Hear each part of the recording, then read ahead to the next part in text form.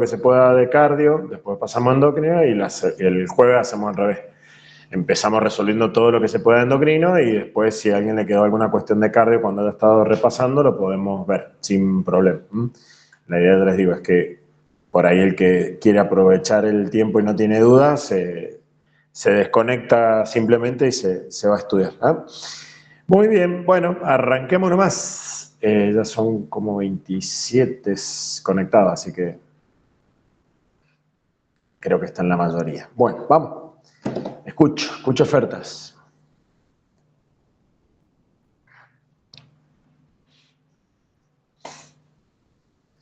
Quería consultar si podemos repasar las curvas de... A ver, dame un segundo que abro el chat.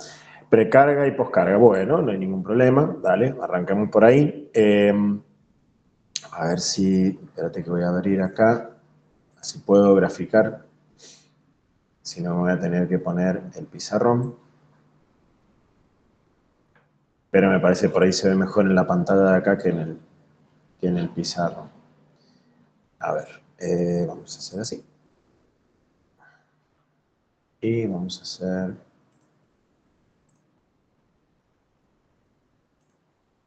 así. Bueno, ahí Valen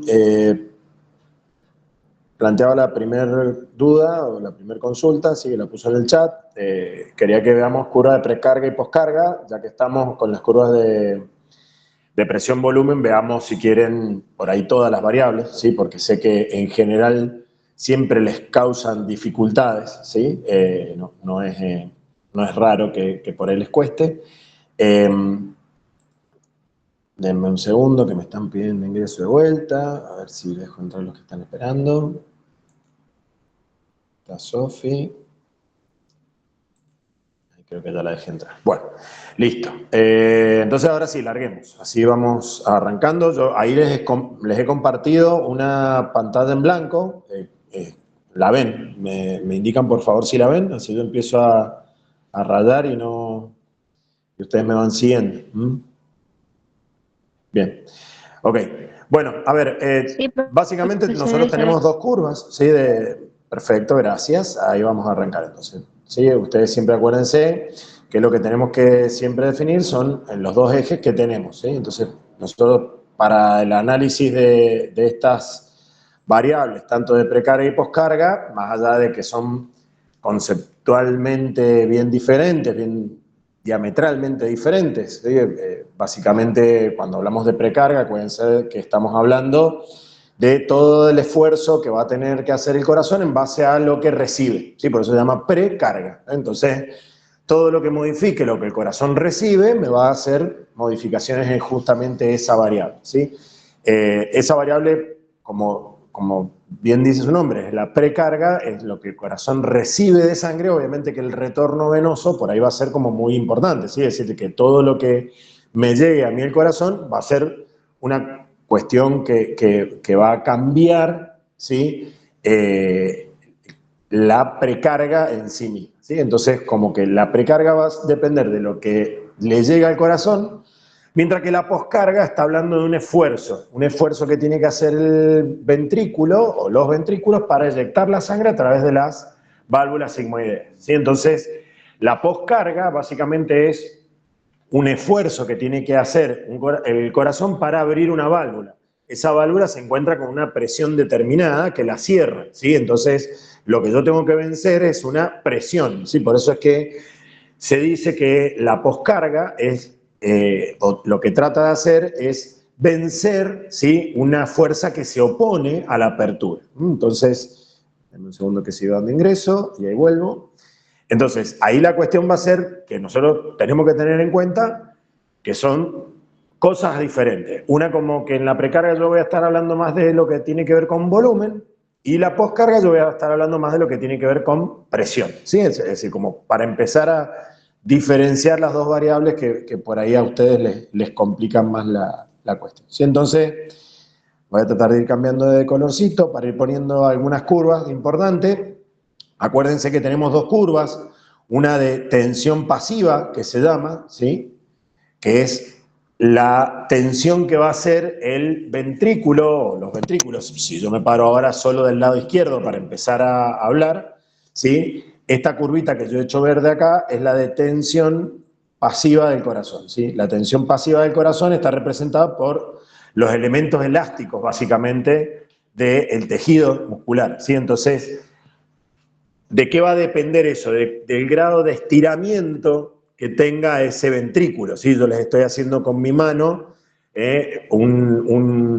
una ejemplificación de algo que va a ser importante justamente para la precarga, con los dedos, que es este entrecruzamiento que va a haber de puentes cruzados, ¿sí? ¿Por qué? Porque básicamente la tensión pasiva va a estar determinada por la capacidad de ese músculo de estirarse o no, ¿sí? Entonces, obviamente que la tensión pasiva va a variar en función de la precarga, ¿sí? ¿Por qué? Porque cuando el ventrículo se estira más, cuando más sangre recibe. Cuando se estira menos, cuando menos sangre recibe. Ahora, hay otras formas de que el ventrículo en su trabajo mecánico no se estire, y sí, por ejemplo, cuando está isquemiado, por ejemplo, el corazón está, el miocardio sufrió un infarto, tiene una zona isquémica, y esa zona no trabaja, entonces no se estira, ¿sí? Entonces ahí yo tengo una zona que está afectada. ¿Cuándo más puedo afectar esta tensión pasiva? Sin variar el volumen. Cuando afecte de otra manera la pared del ventrículo. ¿Cuándo puede ser? Es una miocardiopatía hipertrófica, dilatada y demás, que los van a ver todas el año que viene en fisiopato, pero está bueno que ustedes lo entiendan como concepto, ¿sí? ¿Dónde yo me muevo con la tensión pasiva? Es decir, que cuando yo modifico propiedades de la pared, intrínsecas de la pared muscular, ¿sí? Y cuando yo digo pared muscular estoy hablando tanto de el tejido conectivo, el tejido fibroelástico, los cardiomiocitos, todo lo que implica la pared muscular, ¿sí? Depende o modifica esta tensión pasiva. Diferente es la otra curva que yo tengo, que es la de tensión activa, ¿sí?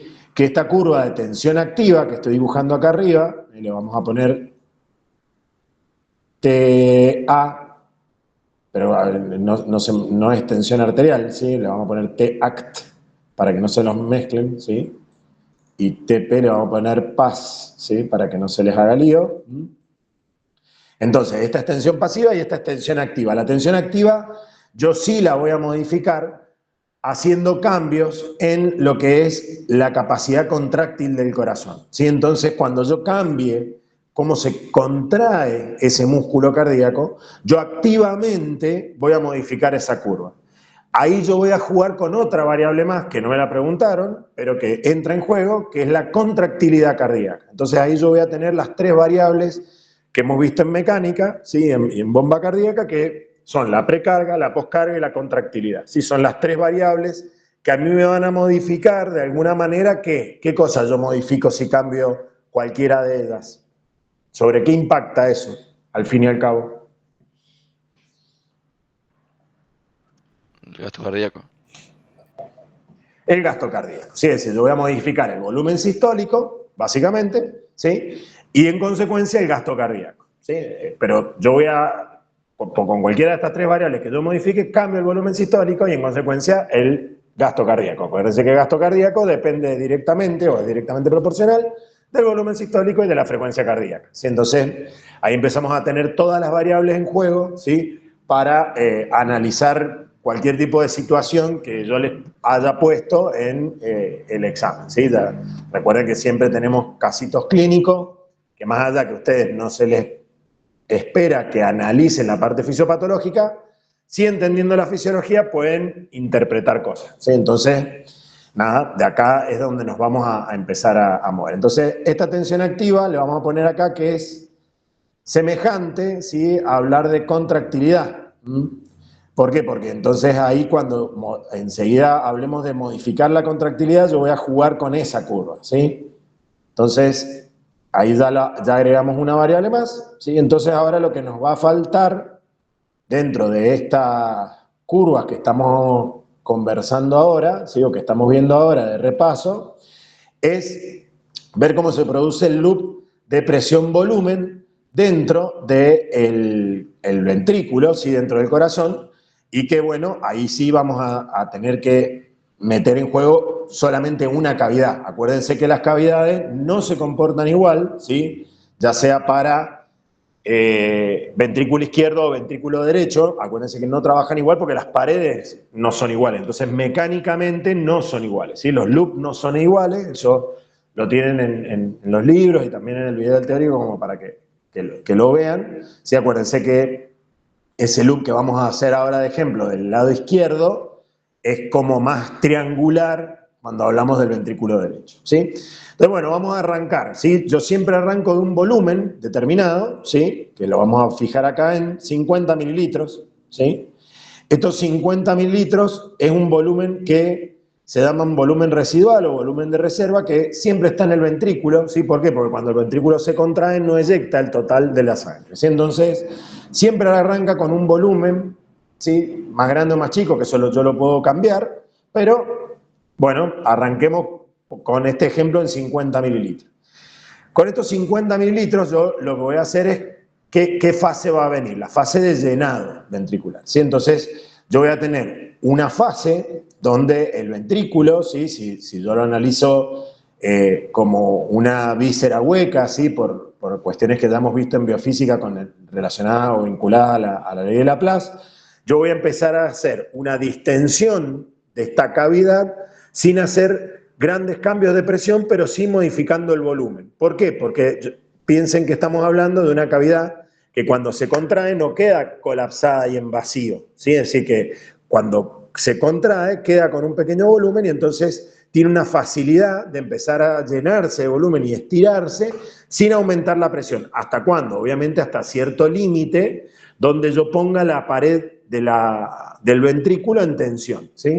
Entonces vamos a empezar a llenar, ¿sí? Si yo estoy hablando de llenado, obviamente que estoy hablando de diástole, ¿sí? Entonces fíjense que yo voy corriendo acá durante el llenado, ¿sí? La estoy dibujando en violeta, sobre la curvita verde de la tensión pasiva, ¿sí? ¿Por qué? Porque depende esa primera fase de llenado exclusivamente de las características propias de la pared ventricular que hacen que se vaya estirando ese músculo, ¿sí? Entonces yo voy a ir llenando esa pared, ¿sí? Ese ventrículo, y vamos a hacer una pequeña subidita de presión acá antes de llegar a un límite. La hago bastante pronunciada como para que se note en el dibujo, no es tan pronunciada esa subida de presión, ¿sí? ¿Qué representa esa subida de presión que yo hice si estoy hablando del final del llenado ventricular? ¿Qué viene siendo esta pancita de acá, esta lomita? De El vuelta cierre yo de la las hice como válvulas. media bruta, pero... El ¿Cómo, cierre, Lorenzo? Perdón que no te escuché bien. el cierre de las válvulas A mitral, ver, sí, acá yo tengo el cierre de una válvula, ¿sí? ¿Qué cierre? ¿Cierre de qué válvula? aurículo ventricular. Cierre de la válvula aurículo-ventricular. Bien. En ese punto yo tengo el cierre de la válvula aurículo-ventricular. Ahora, nada, siempre que hago las consultas trato de mezclarles cosas, no para marearlos, sino para que también les salgan otras dudas que puedan haber quedado, ¿sí? Yo les preguntaba por esta pancita que tengo acá. Esa pancita antes del cierre de la válvula aurículo-ventricular. Para eso van a tener que pensar en ciclo cardíaco. ¿No era el ¿Qué era volumen esto que está de acá? diástole? ¿Volumen de fin de diástole? Ahí alcanzo el volumen de fin de diástole con el cierre de la válvula aurículo-ventricular. Está bien, es correcto. Uy, se me fue la llave. A ver. Sería la ¿Sí? contracción de las aurículas, ¿no? Muy bien, eso es lo que quería que lleguemos. La contracción auricular, ¿sí? Por eso es que hay una pequeña subida de presión antes del cierre de la válvula aurículo-ventricular, ¿sí? Esto es la contracción de la aurícula. ¿Y se acuerdan en ciclo cuánto representaba esa contracción de la aurícula? Digamos, de todo el llenado ventricular, el aporte que hacía la aurícula, ¿era como súper importante o yo puedo vivir sin una aurícula que se contraiga correctamente?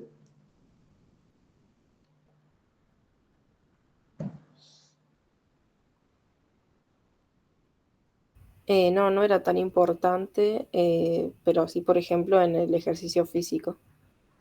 Bien, No era tan importante porque acuérdense que aporta aproximadamente un tercio del volumen, ¿sí? de este volumen de fin de diástole, ¿sí? que muy bien dijeron recién, que estamos alcanzando acá, porque acuérdense que el eje X es el de volumen, ¿sí? Entonces, esto de acá es el volumen de fin de diástole.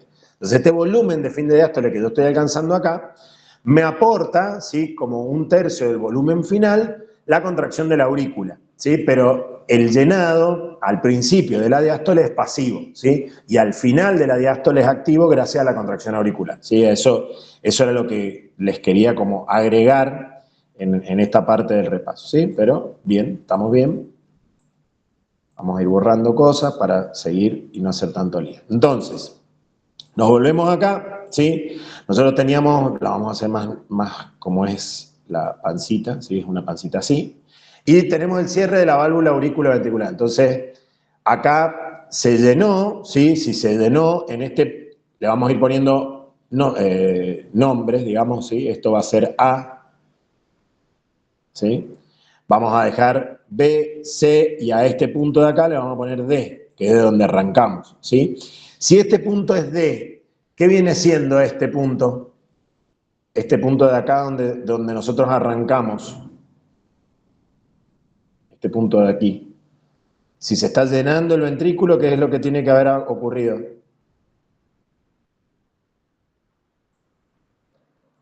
Acá donde yo le estoy sacando la flechita nueva. Para que ocurra el llenado ventricular, ¿qué tiene que haber ocurrido? Para que pase la sangre de la aurícula al ventrículo. Apertura de la válvula auriculoventricular, ¿sí? Si no, no se va a llenar el corazón, ¿sí? Entonces, se abre la válvula auriculoventricular, se llena el ventrículo, se cierra la válvula auriculoventricular, ¿sí? Y a partir de ahí, ¿qué es lo que ocurre? Empieza una marcada subida de presión, ¿sí? Sin cambio de volumen, es decir, que yo me estoy moviendo con el mismo volumen de fin de diástole, pero ¿qué estoy haciendo? Estoy contrayendo el ventrículo, estoy aumentando la presión en la cavidad. El ventrículo empieza a contraerse. Esa contracción se llama contracción ¿cómo?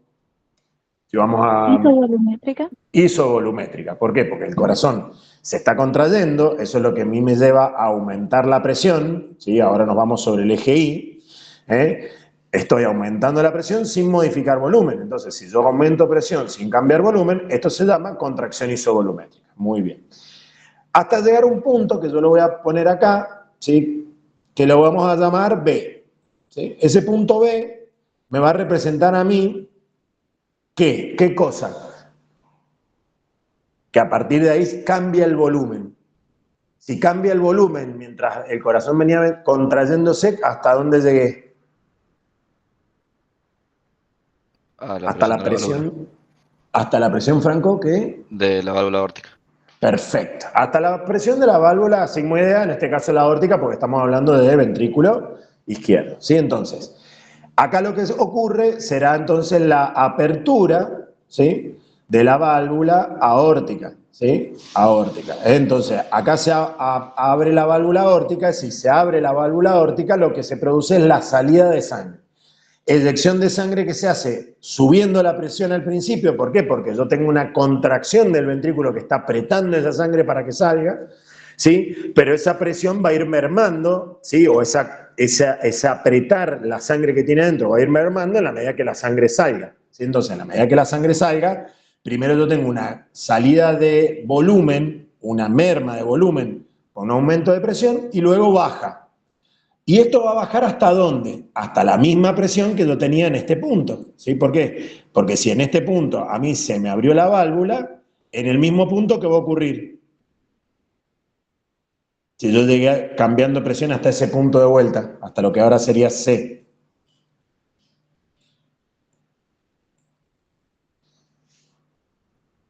¿Qué ocurrió ahí? Se cierra la válvula aórtica. Se cierra la válvula aórtica. Perfecto, chicos. Muy bien. Cierre de la válvula aórtica. Muy bien. Estamos bien. Entonces, hasta ahí yo tengo que todo esto, ¿sí? Está siendo la eyección, ¿sí? O la fase de salida de sangre del corazón, ¿sí? Entonces acá, como primero el volumen aumentó, ¿sí? Dentro de la cavidad, después acá el volumen en la parte de arriba, entre B y C, baja, porque yo estoy sacando sangre desde el ventrículo, ¿sí? Y ahora lo que me queda es que empieza una fase donde yo tengo el corazón que empieza a tranquilamente relajarse, ¿sí? ¿Por qué? Pues ya eyectó la sangre, entonces empieza a relajarse, ¿sí? Y viene la fase de relajación, ¿hasta cuándo? Hasta alcanzar la presión que tiene la válvula auriculoventricular para que se vuelva a abrir y vuelva a iniciar el ciclo, ¿sí? Es decir, que vamos de C hasta D para volver a arrancar, ¿sí? ¿Hasta ahí todo bien? ¿Alguien tiene alguna duda de esto? Que, de vuelta, esto es como, por ahí dicen, no, profe, es re básico, y después yo se los pregunto, y es como, no sé, ¿cómo decirle? Es con lo que yo arranco cualquier examen oral de cardio, básicamente, ¿sí? ¿Alguien tiene alguna duda de esto antes que pasemos a otra cosa? Que pasemos ya hacia las variables que me habían preguntado. Profe, de Dime, C a Lorenzo. D, ¿no tenemos el paso la etapa de la relajación volumétrica como para mencionar? Sí, de C a D es relajación isovolumétrica. Sí, correcto. ¿Sí? CAD es relajación isovolumétrica. ¿Sí? Profe, Dime, Franco, escucho. ¿puede ser que el punto C sea un poco más tipo alto en presión que el que abre la mitral? Sí, es correcto, porque acuérdense ustedes que no está exactamente a la misma altura, ¿sí? Pese a que yo se los hice como que vuelve a la misma presión para que se cierre, porque en realidad la sangre que está en la aorta también empuja las válvulas para que se cierren. Entonces vos tenés ese agregado que hace que sí, está bien que se cierre. Entonces, esa presión que está haciendo la misma sangre que está en la aorta termina colaborando en el cierre de la válvula. Entonces, es un cachito más arriba, ¿sí? No es exactamente el mismo valor de presión.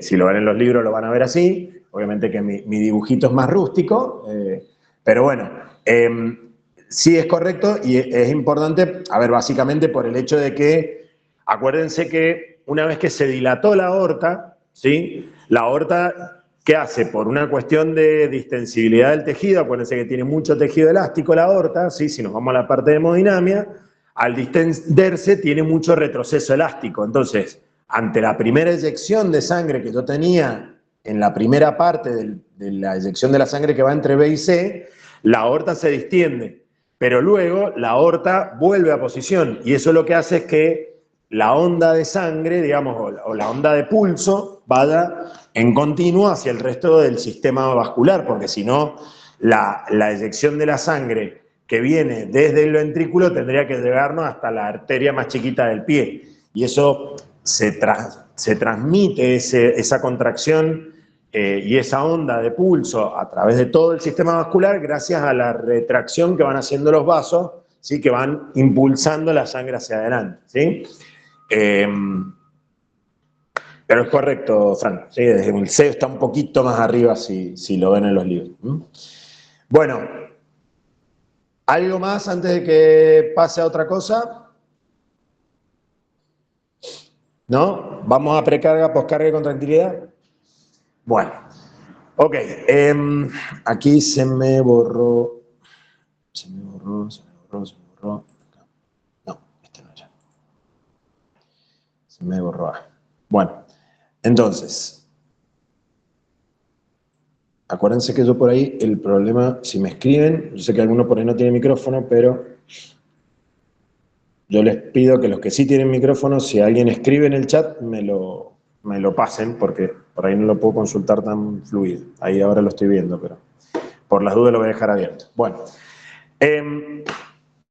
sigamos. Entonces, nosotros, yo les decía, tenemos acá algunas formas de cambiar esto, digamos, ¿sí? Que son la precarga, la poscarga y la contractilidad.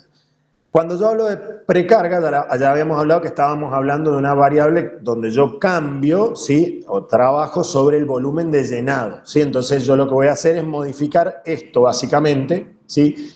El volumen de fin de diástole, ¿sí? Acá yo voy a estar hablando de precarga sobre este lado, ¿sí? Eso es la precarga que tiene el corazón, ¿sí? Si yo la aumento, lo que estoy haciendo es correrme básicamente aumentando el volumen de llenado. Es decir, que si yo aumento la precarga, me voy a venir por acá, ¿sí? Y voy a seguir, que es la curva que estoy haciendo en rojo, hasta acá, por ejemplo, ¿sí? Yo voy a tener un mayor volumen, ¿sí? Si yo me paro acá, voy a tener un mayor volumen, ¿sí? De fin de diástole. ¿Por qué? Porque aumenté, ¿sí? La precarga, ¿sí? Si yo aumento la precarga, aumento el volumen. ¿Cómo lo aumento? Bueno, eso ya lo hemos charlado varias veces, pero si uno lo que hace es, por ejemplo, en ponerse de golpe de pie, ¿sí? Lo que hace es estimular el retorno venoso de los vasitos de las piernas y con eso aumenta el retorno venoso, ¿sí? Cosa que yo necesito, porque si yo estoy en reposo sentado, lógicamente estoy manejando un volumen de sangre y si me pongo de pie necesito cambiar las condiciones hemodinámicas de todo mi sistema cardiovascular porque ya cambié la altura, por ejemplo, de mi cabeza. Entonces, si no, no me va a llegar sangre agua al tanque, como dicen, ¿sí? O sangre a la cabeza. Entonces, yo voy a modificar la precarga, voy a cambiar la precarga pasando de este punto a lo que se llama ahora A', si quieren, ¿sí? Para ir cambiándole las condiciones. Entonces, este A', lo que va a hacer es que, bueno, va a llenar más el ventrículo. ¿Y cómo responde el ventrículo? Que esa es la pregunta de base. Yo cuando aumento la precarga, y eso ya lo han visto el fundamento, por ley de Frank-Starling, yo alineo mejor los puentes cruzados, mejoro la disponibilidad de calcio y aumento la contractilidad cardíaca. ¿Por qué es necesario que ante un aumento en la precarga yo aumente la eficiencia del ventrículo para sacar sangre? ¿Por qué? Porque yo no me puedo dejar ese resto extra dentro del corazón. ¿Sí? Ese volumen de fin de diástole extra, yo no me lo puedo dejar como volumen de fin de sístole extra. Porque si yo empiezo a dejar ese saldo de sangre continuamente dentro del corazón, empiezo a aumentar el volumen de cada latido cardíaco y eso me va a llevar a que el corazón se me agrande, se me dilate. Entonces, eso puede ser un problema. ¿Puede que yo lo tenga eso como inconveniente, como una patología? Sí. ¿Cuándo yo puedo tener un aumento en la volemia? Cuando tengo una insuficiencia renal, por ejemplo, donde yo no puedo sacarme el líquido de encima, tengo un aumento del volumen y entonces en cada latido ese corazón va a recibir más sangre. ¿A qué me va a llevar a la larga? Una insuficiencia cardíaca. Sí, por eso, para mí es súper importante, chicos, que entiendan estas cosas porque son las que van a ver en fisiopato. Entonces, yo cuando aumenté la precarga, entonces lo que hice fue irme hasta A', ¿sí? Esto es aumento de la precarga, ¿sí? Eso es aumento en la precarga. ¿Cuál es la consecuencia de eso? Bueno, la apertura de la válvula aórtica, ¿va a ser a igual presión o va a cambiar la presión a la cual se va a abrir? A ver quién me responde eso. Solamente con el aumento en la precarga. Igual. Se va a abrir con igual presión. Entonces yo, si antes la válvula aórtica se abría acá a esta cantidad X de milímetros de mercurio, se va a abrir a la misma cantidad de milímetros de mercurio que yo estoy planteando, ¿sí? ¿Por qué? Porque no cambia esa condición, ¿sí? La condición en la cual se abre la válvula aórtica a mí no se me modificó, ¿sí? Porque yo no tengo ningún problema en que en la poscarga, que ahí sí vamos a cambiar esta variable, ¿sí? Pero como yo tengo solo un cambio en la precarga, ok, se va a abrir a esta presión. Entonces yo voy a tener un punto B', ¿sí? ¿Por qué? Porque se va a abrir acá. Ahora, podría pasar que el ventrículo eyecte la cantidad de sangre que habitualmente eyectaba. Es decir, que si normalmente eyectaba unos 250, 300 mililitros, pongámosle, podría pasar que el ventrículo, fisiológicamente, podría pasar, pero no ocurre, que eyectara 300 mililitros y se cierre la válvula. Eso no pasa gracias a la ley de Frank-Starling. La ley de Frank-Starling lo que hace es,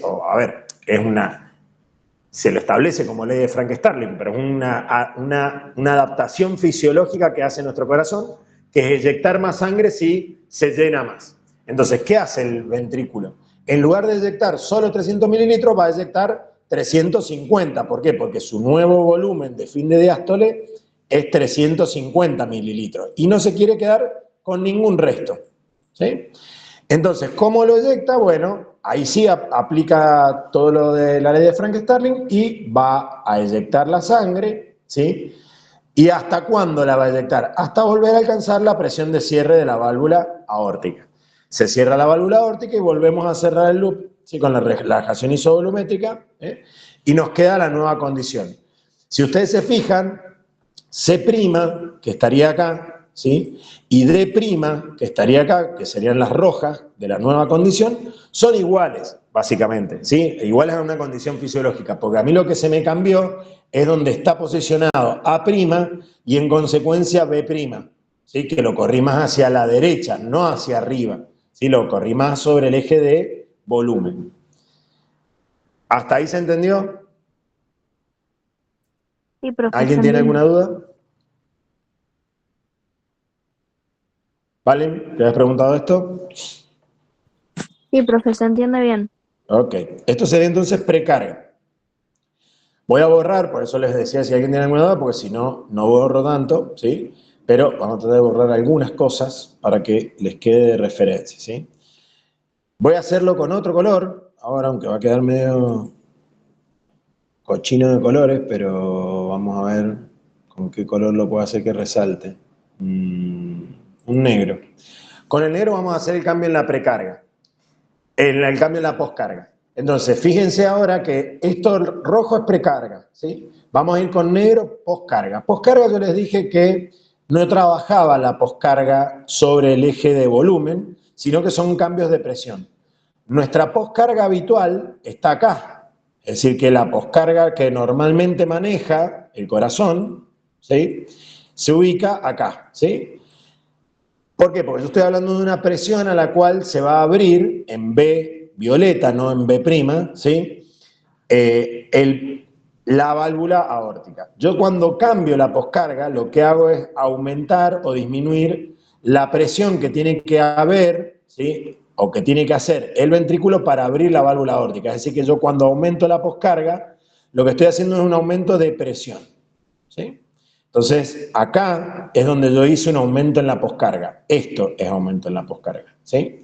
Entonces yo en el loop voy a tener una consecuencia, ¿sí?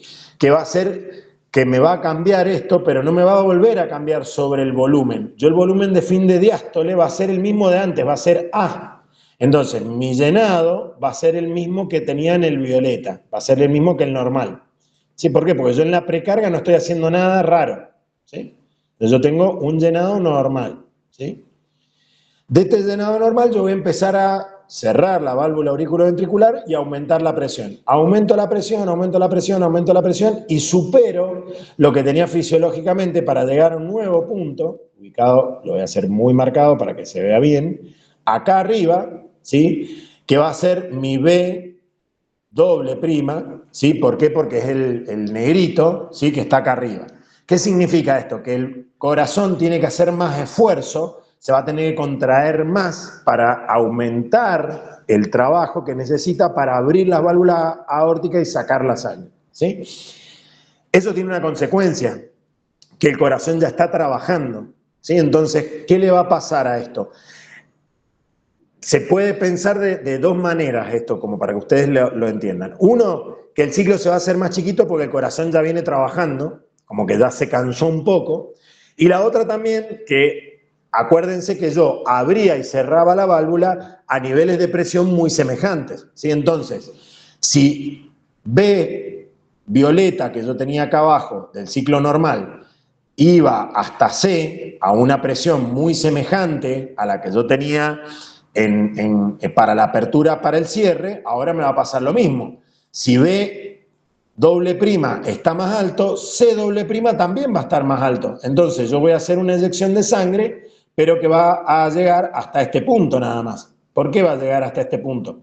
Porque yo en este punto hice el aumento en la poscarga, ¿sí? Entonces C' yo lo voy a alcanzar antes, digamos. Por eso yo les decía, bueno, pueden pensarlo como que el corazón ya empezó a trabajar antes y el ciclo se volvió más cortito, o bueno, la consecuencia real y fisiológica, que es que como B está aumentado, B doble prima está aumentado, C doble prima también. ¿Esto qué hace? Que el ciclo de eyección sea más cortito. Al eyectar esta sangre en un ciclo más cortito, la relajación isovolumétrica que viene después es normal, ¿sí? Es decir, que se va a relajar, ¿hasta cuándo? Y hasta alcanzar la presión que yo tenía en la válvula auriculoventricular para que se vuelva a abrir. Entonces, fíjense que ahora a mí el ciclo se me cambió bastante. ¿Sí? ¿Por qué? Porque yo si veo los que yo tenía normales, como que A solamente va a ser dentro de los normales, pero después B' está corrido, C' está corrido y D' está corrido. ¿Y por qué yo me voy a dónde están ubicados los puntos donde se alcanzaron las presiones para abrir y cerrar válvulas? Porque cada uno da consecuencias, chicos. El aumento de este esfuerzo genera que el ventrículo tenga que, en cada latido, que tenga la presión de la válvula aórtica más alta, forzarse más. Es decir, que yo ahí podría estar hablando, en un ejemplo práctico, de una hipertensión arterial, por ejemplo. ¿Sí? ¿Qué hace esa hipertensión arterial? Que me aumenta la presión que yo tengo en la válvula aórtica para poder eyectar la sangre, es decir, que me aumentó a mí la resistencia periférica. ¿Sí? Ese aumento en la resistencia periférica total con el aumento en la tensión arterial me genera a mí que en cada latido cardíaco, y no como decía recién de la precarga de que me ponía de pie, ¿sí? Ahora en cada latido cardíaco sería más parecido al ejemplo en la precarga que yo les hablaba de una insuficiencia renal, ¿sí? Para este caso, yo en cada latido cardíaco tengo más esfuerzo. ¿Cómo va a ser para vencer ese esfuerzo mayor que está haciendo el corazón en cada latido? Si está trabajando más, ¿qué le va a pasar al músculo? No sé, hipertrofiada, algo así Se era. va a hipertrofiar, muy bien. ¿Sí? Entonces, por ahí, si ustedes tienen algún familiar, ¿sí? O alguno de ustedes, si tiene alguna hipertensión por ahí temprana, denme un segundo que me están pidiendo ingreso. Ingrese Lucila, ahí estamos, sigo. Lo que les decía es, si yo tengo entonces una condición como la hipertensión arterial, donde a mí me aumenta la presión todo el tiempo, yo tengo que, eso se va a contrarrestar aumentando la contractilidad cardíaca. ¿Para qué? Para tratar de eyectar más sangre. Entonces yo lo que voy a cambiar ahí va a ser esta variable, ¿sí? Entonces fíjense que yo cómo voy a compensar una poscarga, la tengo que compensar con una modificación de alguna otra variable. Una puede ser la contractilidad, ¿sí? Y la otra puede ser, ¿sí? Si ese aumento en la presión fue por un estresor agudo, que puede pasar, ¿sí? Yo puedo tener una descarga simpática, por ejemplo, porque empecé a hacer ejercicio y eso, el corazón se adapta, ¿sí? ¿Qué es lo que yo tengo que compensar? Que en el latido 1, vamos a poner latido 1, ¿sí? Que sería el normal, latido 1, que sería el normal, ¿sí? Yo manejé un volumen de fin de diástole, normal, el volumen de fin de diástole fue igual a, habíamos dicho que lo normal eran 300 mililitros, ¿sí? Volumen de fin de diástole de 300 mililitros. ¿Qué me pasa en el latido del negrito, del aumento en la poscarga? A ver, ¿quién me dice qué pasó con el latido negrito? ¿Qué pasa entre D' y A? ¿Qué pasó con el volumen de fin de diástole en el latido 2?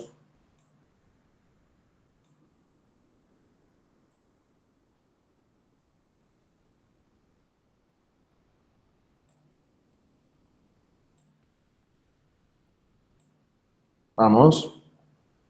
¿Qué pasó con el volumen de fin de diástole? ¿Qué pasó con el volumen de fin de sístole?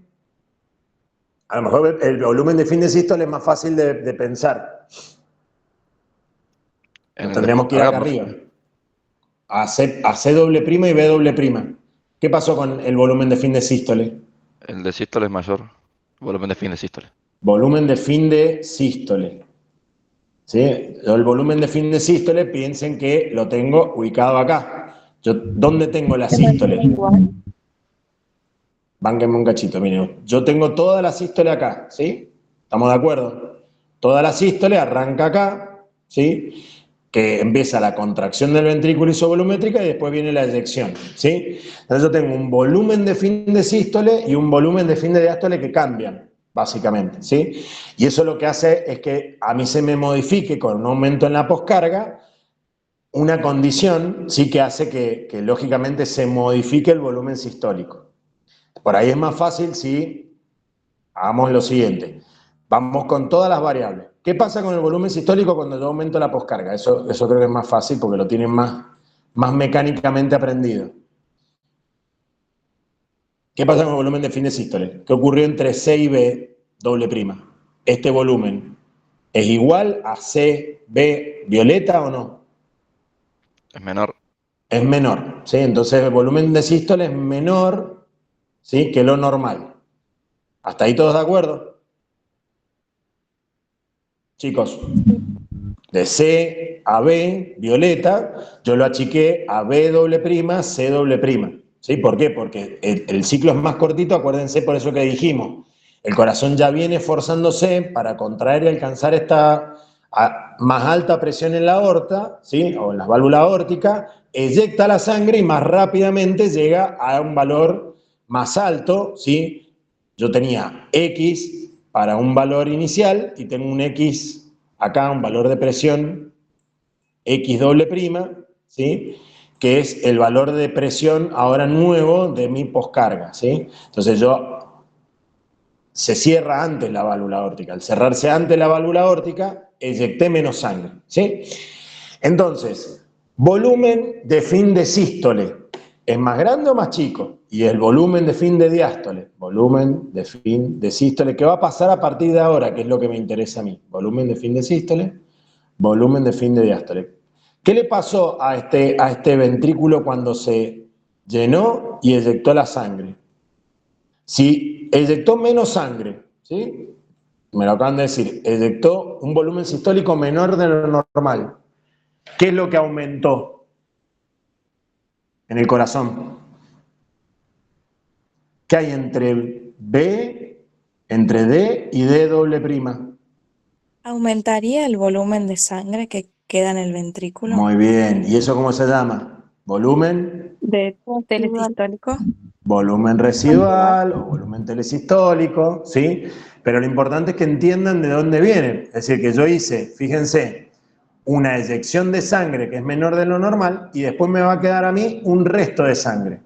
¿Qué va a pasar cuando llegue la sangre que habitualmente llega en este corazón? ¿Se va a llenar igual o se va a llenar más si le quedó un volumen residual mayor o volumen telesistólico mayor? ¿Voy a alcanzar un volumen de fin de diástole cómo? ¿Mayor o menor?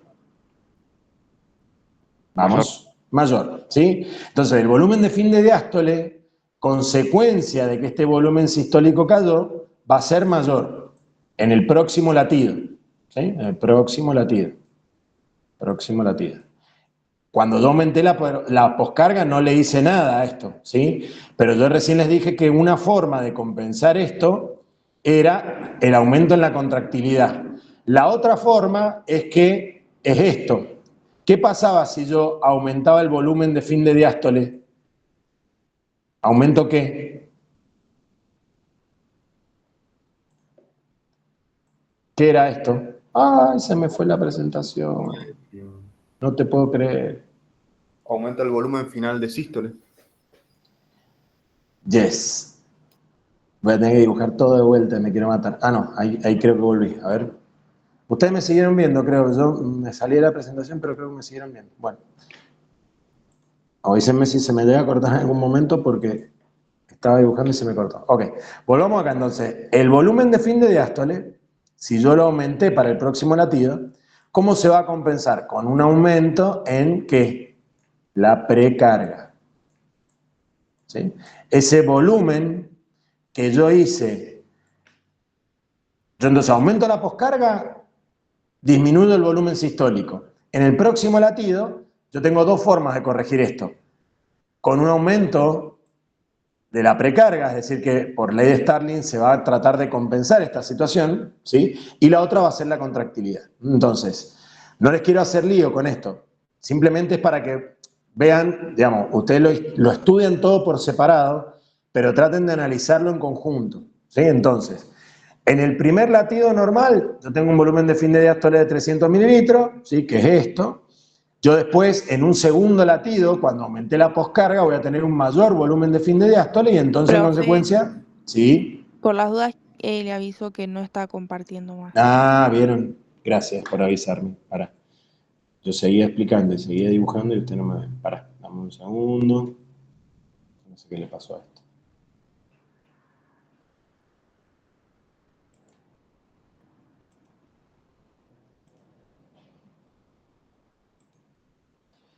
Denme un cachito. A ver por qué no me presenta.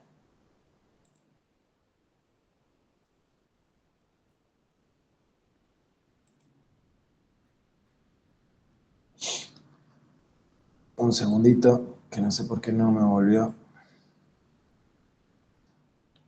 Me avisan si me ven, por fin.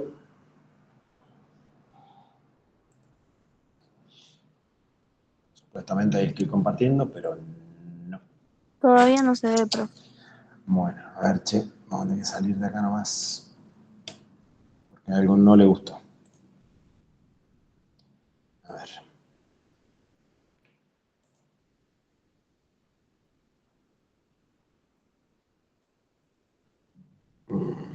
Ahora dice que la presentación está empezando.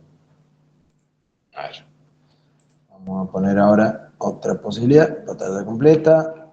A ver si ahora si quiere. Un cachito.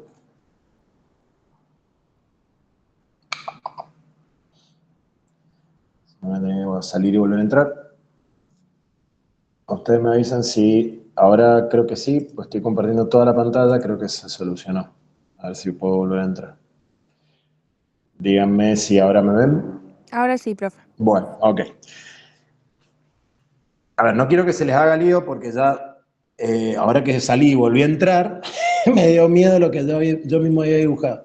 Y ahora no sé por qué no puedo elegir el lápiz. Pero me cacho, me va a hacer rabiar hoy. Bueno, a ver.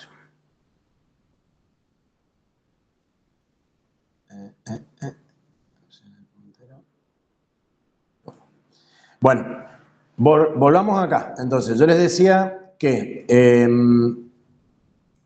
yo tengo, entonces, que si yo aumento, vamos con el negro, ¿sí? Entonces, en el negro yo tenía un ciclo que iba a ir desde, se iba a llenar el corazón normalmente, yo iba a aumentar la poscarga, iba a llegar a B doble prima, iba a eyectar menos sangre, ¿sí? Caída del volumen sistólico, ese C doble prima iba a bajar después hasta el D doble prima, ¿por qué? Porque yo tenía la relajación isovolumétrica para que se vuelva a llenar el corazón. Cuando se vuelve a llenar el corazón se encuentra que tiene un volumen que había quedado ahí de saldo para eyectar del latido anterior, ¿sí? Y que además ese latido que yo tengo de saldo, por decirlo de alguna manera, para poder salir necesita de la colaboración de otra variable, porque la poscarga no me va a permitir a mí sacar esa sangre. Esa sangre se saca gracias a que ese aumento de volumen residual en el próximo latido va a generar un aumento en la precarga, ¿sí? Hasta ahí había llegado explicando. Ese aumento en la precarga, como ya habíamos visto, va a generar un ciclo parecido al rojo, ¿sí? Que habíamos visto, de la A', B', C' y D', donde yo lo que hacía era aumentar la precarga, ¿sí? Entonces, esto que estábamos viendo ahora, básicamente me va a determinar a mí una compensación de una situación. Pero yo lo que habitualmente esto se hace es estudiarlo por cada variable individual. Entonces, lo que yo quiero que ustedes se acuerden es que esto se compensa latido a latido, ¿sí? Entonces, una forma va a ser la precarga y otra va a ser cambiando la contractilidad, ¿sí? Ahora nos vamos a meter un poquito con contractilidad, voy a limpiar un poco este gráfico porque está como demasiado cargado, ¿sí? Pero sí, lo que quiero que entiendan es, si yo aumento la precarga, ¿sí? Yo genero un aumento del volumen de fin de diástole, aumento la eyección de sangre por parte del ventrículo por propiedad intrínseca de ese músculo, ley de Frank-Starling, y eso genera un latido que me vuelve a dejar a mí en el saldo de sangre habitual, ¿sí? Es decir, no dejo un mayor volumen residual, yo eyecto toda la sangre. Eso es aumento en la precarga. ¿Qué significa? Que si yo aumento la precarga, aumento el volumen sistólico. ¿Qué ocurre cuando yo aumento la poscarga? Como vimos, si yo aumento la poscarga, hago un ciclo que es más cortito. ¿Por qué? Porque la presión en la cual se abre la válvula aórtica también se alcanza más rápido, si se quiere, la presión donde se cierra la válvula aórtica. Entonces el ciclo es mucho más cortito y se eyecta menos sangre. Esa eyección de menos sangre me deja a mí un saldo de mayor volumen residual que va a tener que ser compensado después. Entonces yo le había dicho, bueno, ok, si yo aumento la poscarga, una forma de compensar esto para volver a eyectar más sangre será cambiar la contractilidad, ¿sí? Y otra forma será que en un latido aislado, o 2 latidos aislados, 3 latidos aislados, donde aumentó esta condición, como podría ser un aumento en la presión aislada por una condición de hacer ejercicio físico, ¿sí? Yo tengo que se me corrige esto quizás primero por una compensación de ley de Frank-Starling. Posteriormente a esto, no me va a quedar otra que cambiar la contractilidad. Por eso es que, de vuelta, como esto es latido a latido, ustedes lo pueden estudiar como aislado, pero también pueden concatenar lo que pasa una vez que el fenómeno ocurrió y después, ¿sí? Entonces vamos a tratar ahora de borrar un poco. No quiero borrar todas las entradas, pero no me está dejando borrar.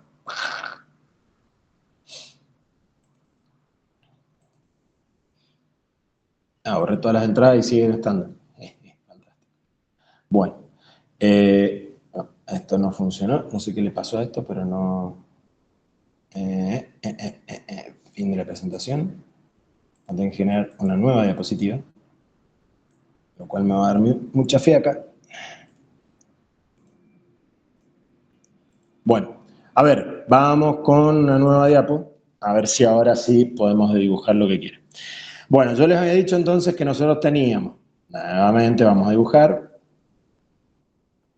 Escuché un turum, fue un mensaje. No. Perfecto, yo tengo una duda. Dime. ¿Decir volumen telesistólico y volumen de fin de sístole es lo mismo? Sí, señor, es lo mismo. Bien, gracias.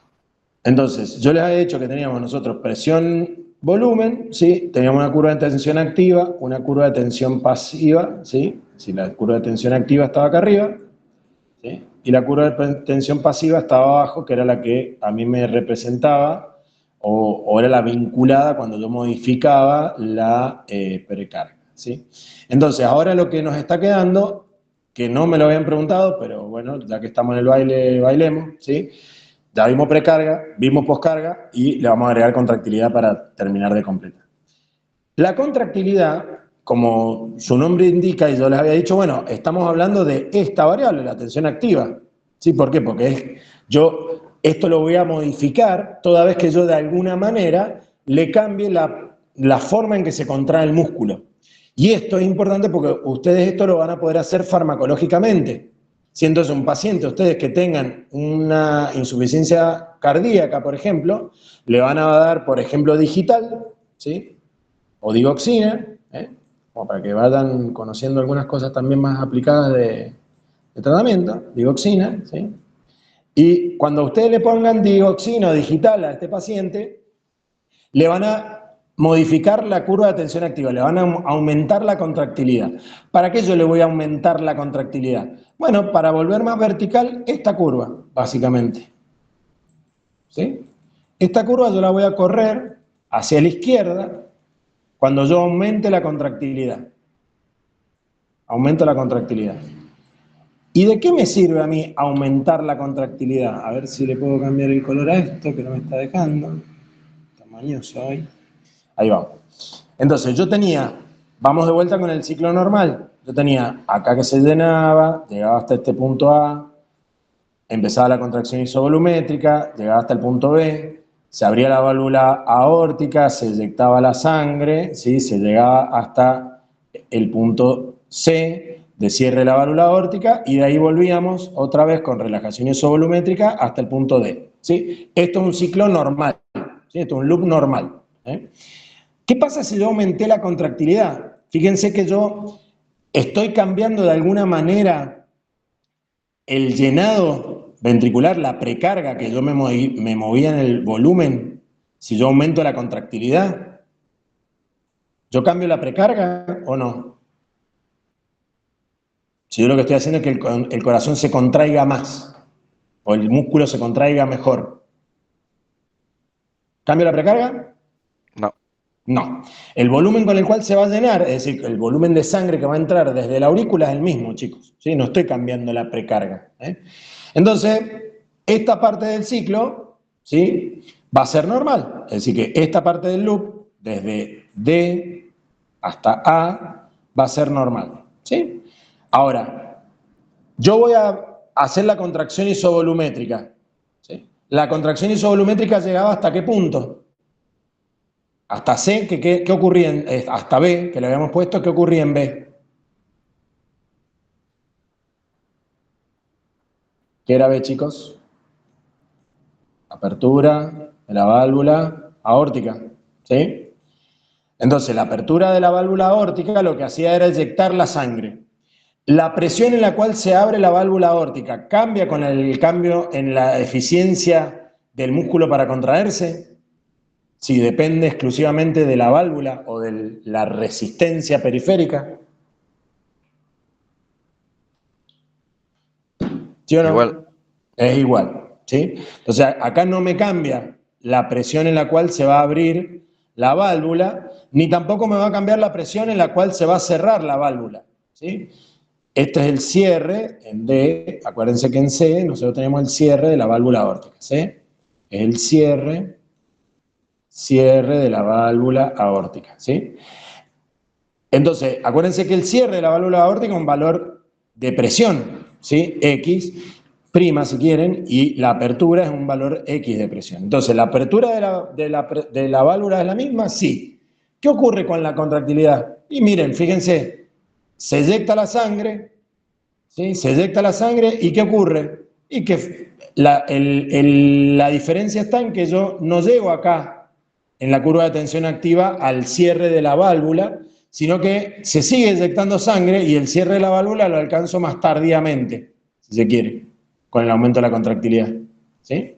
Entonces fíjense que yo de B me corría al C para este lado, y ahora viene la relajación isovolumétrica, que es normal. Entonces yo con el aumento en la contractilidad que cambié, y a un punto C' y a un punto D'. ¿Y qué es la consecuencia? ¿Qué es lo que yo aumenté en diferencia del ciclo normal? ¿Qué cambió entre B y C y B y C'? El volumen sistólico. El volumen de sangre que se sacó del corazón. Esto cambió. Esto es un volumen, chicos. Esto cambió de esto, ¿sí? Entonces, lo que yo cambié, ¿sí?, es de este estado 1, ¿sí?, a este estado 2. En el estado 2, lo que yo aumenté al mejorar la eficiencia del corazón para eyectar la sangre, es que achiqué esto. ¿Qué era esto que achiqué acá? Que por eso era importante, fíjense acá. Yo al principio tenía este volumen, ¿sí?, este volumen que estaba entre 0 y B, ¿sí?, que yo le dije al principio, bueno, esto puede ser 50 mililitros. Yo entre 0 y B' ahora tengo 25 mililitros. Entre 0 y B' tengo 25. ¿Qué es lo que achiqué?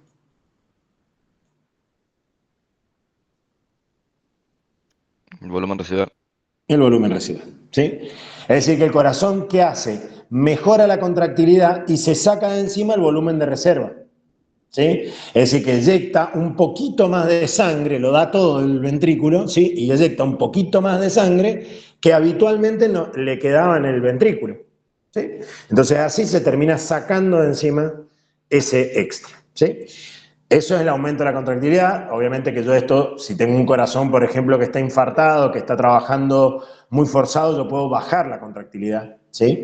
Y en consecuencia yo voy a aumentar el volumen residual, pero para que el corazón no trabaje tanto, ¿sí? Bueno, eso puede ocurrir, ¿sí? Puede ocurrir también en una situación patológica de un infarto, ¿sí? Pero nada, esto de vuelta yo siempre por ahí les traigo el ejemplo práctico para que ustedes me sigan. ¿Alguien le ha quedado alguna duda de cambio de precarga, poscarga y contractilidad? Valen, que me había preguntado, y el resto que estuvo escuchando. Profe, ahora me quedó clarísimo. Muchas gracias. Bueno, perfecto. Volvamos al ruedo. Otra pregunta que tengan. De cada una de estas cosas, acuérdense de estudiar. Lo tienen en el libro, lo tienen en el teórico. ¿Qué cosas modifican la precarga, la poscarga, la contractilidad? ¿Okay? Eso sí, es importante también. ¿Sí? Pero bueno, eso es ya más estudio, no es tanto comprensión como pueden ser las curvas que yo sé que les causan dolor de cabeza. De electro, chicos, que siempre cuando aparece el examen y lo tienen enfrente empiezan a hacer agua. Profe, ¿es eléctrico? ¿Puede ser que haya alguna pregunta de dibujar? Puede ser. Sí, por eso les digo que, a ver, les vamos a tomar electrocardiograma. No patológico, claramente, pero electrocardiograma normal, sí, dentro de las cosas que siempre tomamos, porque las tienen que saber, porque nuestro deber es que salgan de fisiología sabiendo, es que sepan identificar las ondas normales, ¿sí? Es decir, que tengan ahí voy, Lore, que puedan identificar que es la onda P, el QRS y la T, que sepan identificar las duraciones normales, ¿sí? Que las puedan cuantificar en un electro que se les ponga como ejemplo, ¿sí? Vamos a tratar ahí de que se vea bien. En general, la Caro para eso es bastante práctica y siempre se consigue un proyector. Si tenemos disponibilidad, les proyectamos el electrocardiograma en pantalla, ahí en el pizarrón, entonces ustedes ven mientras van resolviendo el examen, porque hay veces que las copias en esas hojas marrones salen muy feas. Pero bueno, esa es la primera cuestión, identificar ondas normales y su duración, ¿sí? ¿Por qué? Porque eso representa, acuérdense siempre, que cambios en la duración de las ondas representan obviamente cambios en la masa de músculo que se está despolarizando o repolarizando, ¿sí? Entonces, para nosotros eso es la primera cosa importante porque es bien fisiológica.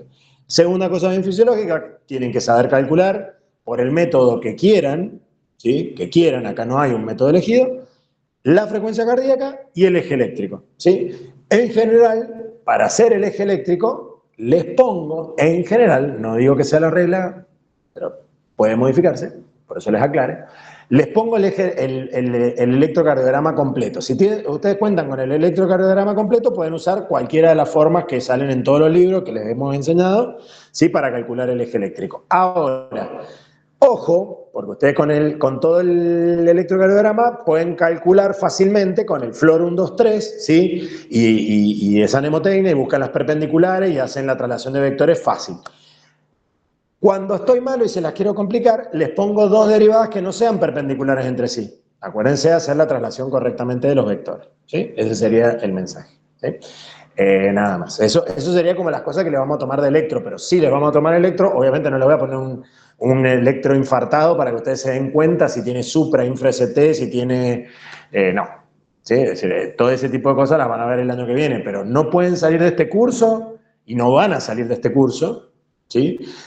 Sin saber eso que les acabo de decir de electrocardiograma. ¿Algo más que quieran preguntar? Ah, me había levantado la mano Lorenzo, perdón, me quedé colgado hablando. Profe, ¿podemos repasar los conceptos sobre potencial de acción en relación a la similitud y diferencia de las células rápidas? Bueno, ok, dale. Eso está buena la pregunta porque, bueno, yo cuando vimos cardio, electro lo vieron toda la parte eléctrica con Dani, que siempre es la encargada de la parte de potenciales y demás, porque también lo dan en nervioso, ¿sí? Entonces como que nosotros nos dividimos los temas por afinidad temática. Pero sí yo les mandé y les aclaré en el grupo para que no se hicieran lío, porque varios me preguntaron en ese momento, porque cada uno de donde estudia tiene distintas variables o variantes de los nombres de los canales. Y por ahí ustedes se vuelven locos, y yo lo sé, y no quiero que se compliquen la vida, ¿sí? A mí me gusta mucho cómo lo explica el Bernie-Levy, ¿sí? Yo eso también se los aclaré, pero es complejo con el tema de las corrientes y que los hitos y los ICA y los... Bueno, ok. Eso lo vamos a simplificar, no se la compliquen con los nombres de los canales. Sí me interesa que ustedes sepan tipo de ion que se mueve, ¿sí? Y forma de trabajo que tenga ese canal, ¿sí? Es decir, si son rectificadores, ¿qué significa rectificador? O sea, si un canal es rectificador, en realidad lo que está haciendo es volver de un cambio de potencial a el potencial de reposo, ¿sí? Entonces después vamos a tener algunos que son lentos y rápidos. Eso lo que habla es de la velocidad con la que se va a producir el cambio de potencial, ¿sí? Y después el resto que tienen que saber, más allá de que, bueno, de los canales F, porque son estos FANI, que son, bueno, son como un nombre particular que es mejor que se lo sepan porque lo van a ver después el año que viene cuando tengan fisiopato, y muchos fármacos también hacen referencia a ese canal específico, entonces está bueno que lo manejen. El resto de los canales van a ver que depende cada maestrito con su librito y no lo vamos a volver loco. Me interesa sí que sepan qué ion se está moviendo y cuáles son las corrientes que están generando, de entrada, de salida y cambio de potencial positivo o negativo. Como estoy compartiendo pantalla completa, creo que, porque me imaginaba que alguien iba a preguntar eso, porque fue una duda que salió cuando la otra vez estábamos en consulta, yo lo tengo en pantalla de un libro que a mí me gusta mucho cómo lo explica, que es el de Erickson, ¿sí? Porque se los tira en cuadritos, yo esto se los pasé también en el grupo porque me parece que está como concreto, ¿sí? Está súper completo, está en inglés, porque no tengo la versión en español. Creo que les mandé una versión en español porque yo tengo el libro en español, pero se me fue al pasto el capítulo. Ahí denme un segundo que lo vuelvo a ubicar. Sistema de conducción. Acá. Ahí vamos. Entonces, fíjense. Que no me quiere ir de vuelta. Acá. Acá tenemos en pantalla lo que para mí es más importante, ¿sí? De vuelta. Después, el año que viene, cuando lo vean en fármaco, bueno, los van a volver con el tipo de canal y vamos a tratar de simplificarla la cosa, ¿sí? Es decir, la célula con automatismo, ¿sí? Que esas son las del nódulo sinusal, las del aurículo ventricular y el sistema His-Purkinje, ¿sí? Acuérdense que cada uno trabaja a una frecuencia de descarga distinta y por eso es que el comando lo tiene el sinusal, luego el aurículo ventricular y luego el sistema His-Purkinje, ¿sí? Lo que nosotros tenemos básicamente es que en un sector digamos, de estas células con automatismo tiene una inestabilidad, ¿sí? Es decir, que estas células con automatismo nunca están como en reposo absoluto, nunca están en un potencial estable, sino que siempre están fluctuando, ¿sí? Su potencial siempre está fluctuando. ¿Qué hace esta célula con automatismo? Bueno, tiene un tipo de canal que no mantiene un potencial estable, ¿sí? Que no es cero, obviamente, para este caso es 40, ¿sí? Lo que les marca el threshold, ¿sí? Y lo que yo voy haciendo básicamente en este potencial inestable es que yo con estos canales, ¿sí? Que aunque se llama potencial de reposo, es un potencial de reposo que es inestable, yo lo que voy haciendo en este potencial o durante este potencial de reposo es cambiando el potencial, es decir, que lo voy volviendo más positivo. Si yo estoy haciéndolo más positivo, ¿sí? Lo que ustedes tienen que interpretar es que los iones que están haciendo, el ion que sea, si es un catión, ¿qué tiene que estar haciendo para que el potencial se vuelva más positivo dentro de la célula? ¿Qué tendrá que estar haciendo? ¿Entrando o saliendo? Si es un catión. Entrando. Entrando. Y si fuera un anión, saliendo. Entonces, eso es lo que ustedes tienen que tener en la cabeza. ¿Por qué? Porque, como vamos a ver enseguida, no tanto para la célula con automatismo, pero para la célula del cardiomiocito normal que no tiene automatismo, sí entran en juego un montón de iones más variables. Acá como que es bastante simple porque yo tengo una fase inestable de reposo, si se quiere, donde yo tengo estos canales F, ¿sí? Estos FANI, que lo que hacen es abrirse y permitir la entrada de sodio, ¿sí? Esa entrada de sodio empieza a mover el potencial de menos 60 a aproximadamente menos 50 y a partir de ahí se abre un canal de calcio, ¿sí? Esos canales de calcio son tipo T. No me interesa tanto por ahí que se acuerden si son T, si son L. Sí, que se acuerden que no es el mismo canal de calcio que va a estar actuando después en otra fase, porque después aparece otra vez el calcio en juego, ¿sí? Son canales distintos. ¿Por qué es importante que sepan que son canales distintos? Porque trabajan en potenciales distintos, chicos. Entonces, esto es importante, ¿sí? Entonces, que sepan al menos que son canales distintos, ¿sí?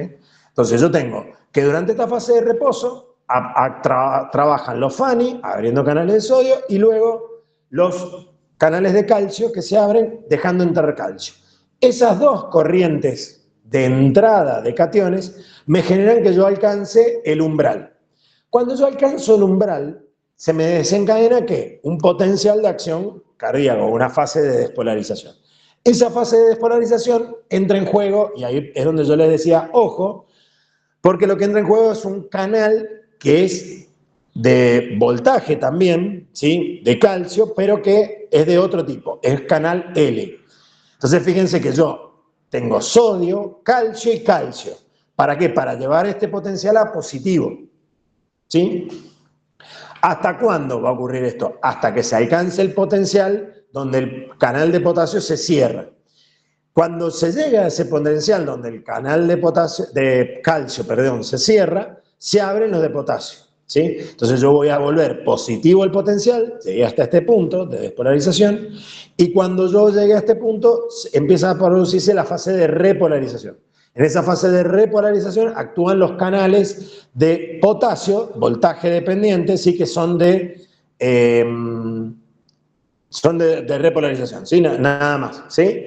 Es decir, esa corriente, ahora, ¿cómo es? ¿Es de entrada o de salida de potasio si yo lo estoy volviendo negativo al medio intracelular? De salida. De salida, ¿sí? Entonces, eso es lo que es para mí más importante, y por ahí yo les decía, bueno, es por ahí, está bueno el Bernoulli porque les explica justo esto de las corrientes, aunque por ahí es medio enroscado para interpretar, ¿sí? Pero ustedes mi recomendación es que vayan con este mismo gráfico, se lo van haciendo en una pizarra, en un papel, sí, van poniendo canalcito que va trabajando, ¿sí? Y la corriente, el calcio entrando, el calcio saliendo, ¿sí? Entonces, o el potasio entrando, potasio saliendo, y así, para terminar de configurar este potencial, que acuérdense que es la de la célula con automatismo, ¿sí? Si nos vamos al otro, ¿sí? Es el que por ahí les causa más problema porque es el que en la literatura tiene más nombres específicos los canales. Esto a ver, está bueno que lo sepan, que están los canales. Yo sé que se los van a olvidar mañana, a los nombres de los canales de memoria, por eso de vuelta prefiero que interpreten y se acuerden. ¿Por qué va a estar bueno que se acuerden los canales? O que sepan que están y que existen y que son distintos. Porque ustedes lo que van a tener es que van a manejar farmacológicamente el trabajo de algunos de estos canales, ¿sí? Entonces, cuando tengan pacientes por ahí con arritmias, muchos de los fármacos que van a utilizar van a trabajar sobre uno o sobre otro canal específicamente, ¿sí? Entonces los van a volver a ver, ¿sí? Por eso que no me hago tanto problema ahora de que se lo sepan como que todos de memoria, sino al menos que identifiquen las corrientes. Vamos al potencial de reposo. Este sí tiene un potencial de reposo estable de menos 90. Esto está mantenido por canales principalmente de potasio que mantienen esta fase de reposo, ¿sí? Pero cuando se produce el potencial de acción y llega el estímulo que viene de la célula del nódulo sinusal, acuérdense que están todas unidas por las uniones GAP, estas cardiomiocitos. Entonces la célula con despolarización estimula el cardiomiocito al lado, este cardiomiocito estimula al de al lado, y así sucesivamente. Siempre acuérdense de despolarización de endoepicardio, repolarización de epiendocardio, ¿sí? Por una cuestión de irrigación principalmente. Y lo que vamos haciendo entonces es despolarizar, ¿sí? Esto, y esta fase de despolarización está vinculada a la apertura de canales de sodio, voltaje dependiente. Entonces fíjense que lo que habíamos visto recién, que era lo que primero producía ese cambio de potencial hacia positivo, es semejante en los dos. La diferencia está en que, bueno, acá entró en juego el sodio y por sí mismo produjo la fase de despolarización. En cambio, en la célula con automatismo, el FANI hace una primera corriente de voltaje de sodio que luego acompaña la de calcio de tipo T, ¿sí? Después, ¿qué ocurre de esto? Bueno, llega hasta un tope donde los canales de sodio se van, acuérdense que estos eran los que tenían dos compuertas, entonces se van produciendo la apertura y cierre, entonces los canales de sodio se van abriendo, se produce toda la despolarización y llega hasta un tope donde esos canales de sodio se cierran, y acuérdense que tenían esa doble compuerta que me complicaba la recuperación para una próxima estimulación rápida del canal de sodio, ¿sí? Eso es súper importante porque a mí me determina los periodos refractarios, ¿sí? Absoluto y relativo. Bien. Entonces, viene esta fase de despolarización dependiente de sodio, ¿sí? Y después viene una fase primera de repolarización que es rápida. Esta fase rápida de repolarización, ¿por qué yo le digo que es rápida?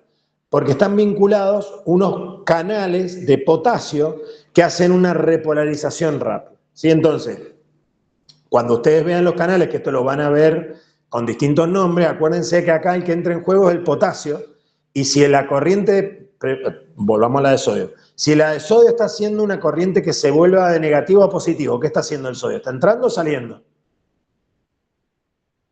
a la célula? De negativo a positivo está entrando. Sí. En la despolarización el sodio está entrando. ¿Y qué estará haciendo el potasio si lo que hace es volverla más negativa al potencial?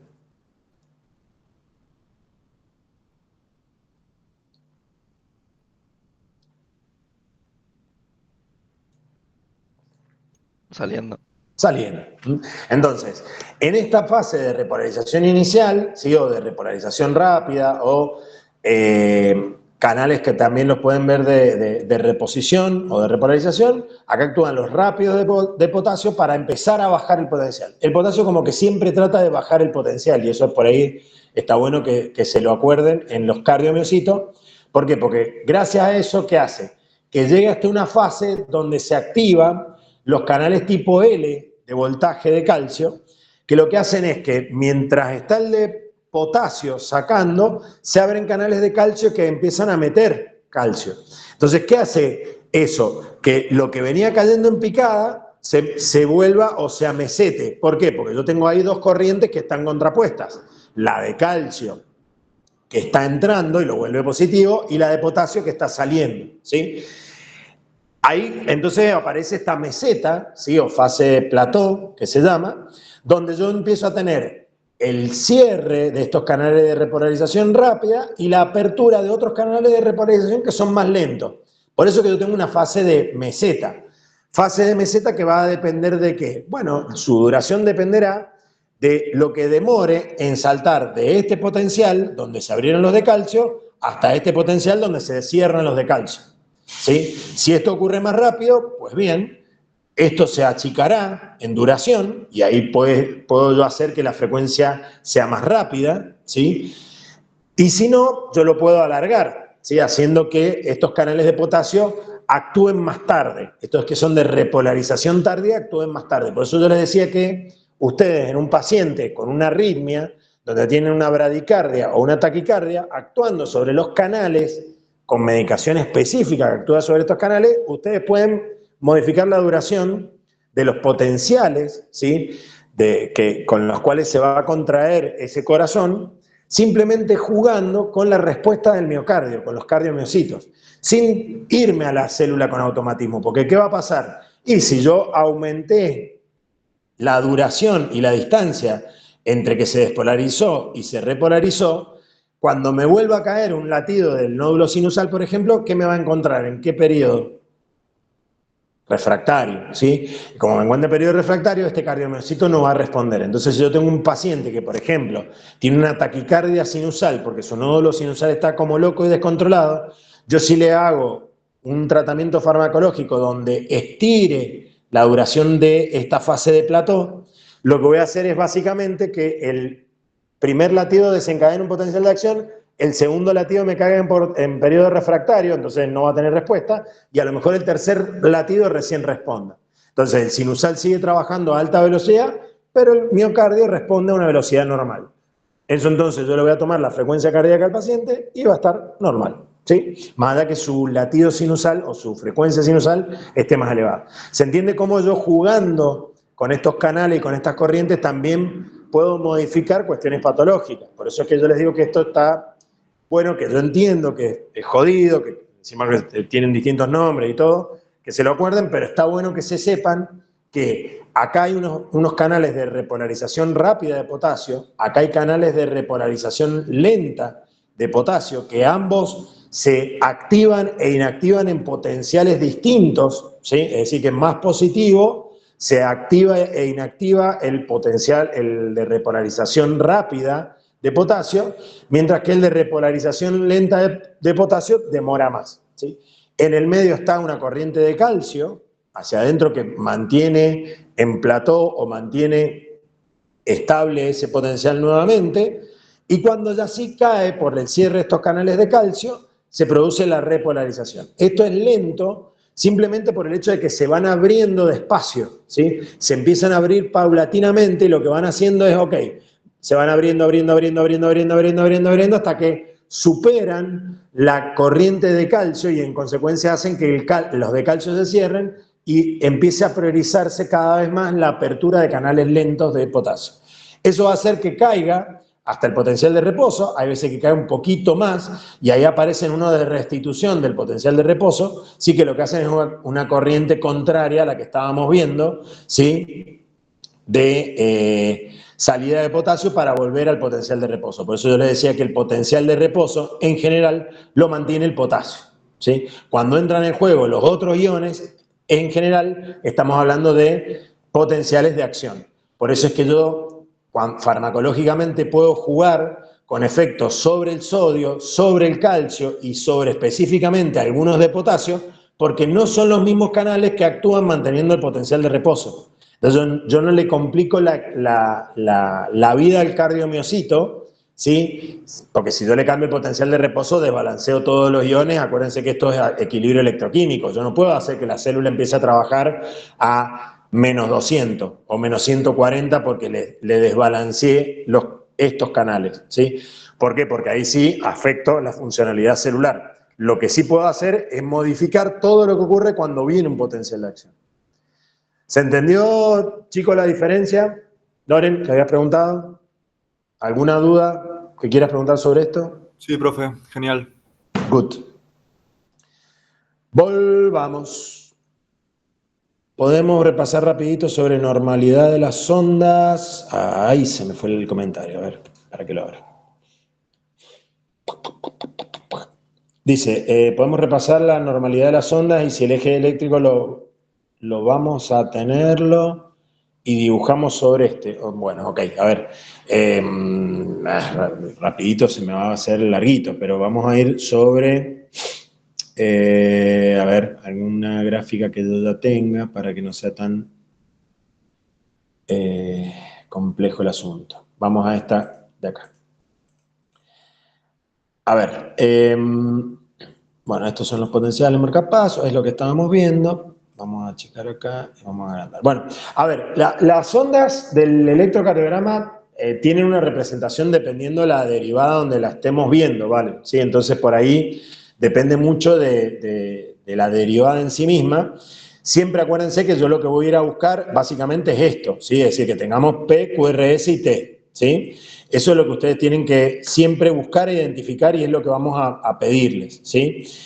Dentro de esta identificación de ondas normales, ¿sí? De identificar P, el complejo QRS y la onda T, sí, obviamente que nosotros les puedo preguntar que ustedes identifiquen estas ondas en distintas derivadas y con ellas calculen el eje eléctrico, que creo que por ahí puede ir la duda que estabas planteando, ¿sí? Si no me corregí. Por ahí no me voy a detener tanto en las ondas en sí, a ver, por ahí podemos ir a alguna que ya la tenga como identificada por fases, no me acuerdo si la tengo en este o está en otro Power.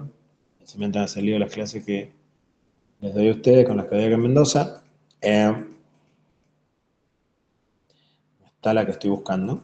Espérate. Segundo. No está la que estoy buscando, pero bueno.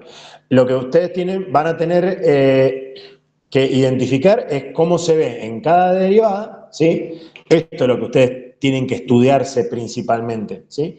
En cada derivada, cómo se ve el QRS, ¿sí? Entonces, tener en claro que en la derivada 1, a lo mejor la P se me va a pasar, pero es porque cómo está el vector de la onda P con respecto a este eje, y bueno, si la onda P es la despolarización auricular y me da un eje eléctrico que está justo como muy vertical, ¿sí? Un ejecito eléctrico que está como muy vertical, uy, me salió totalmente vertical, a la derivada en sí misma, acuérdense que puedo tener dos posibilidades, o lo veo isobifásico o lo veo muy chiquitito, ¿sí? Entonces, como está un poquito cruzado, no exactamente perpendicular como me salió acá, pasa que no tengo herramienta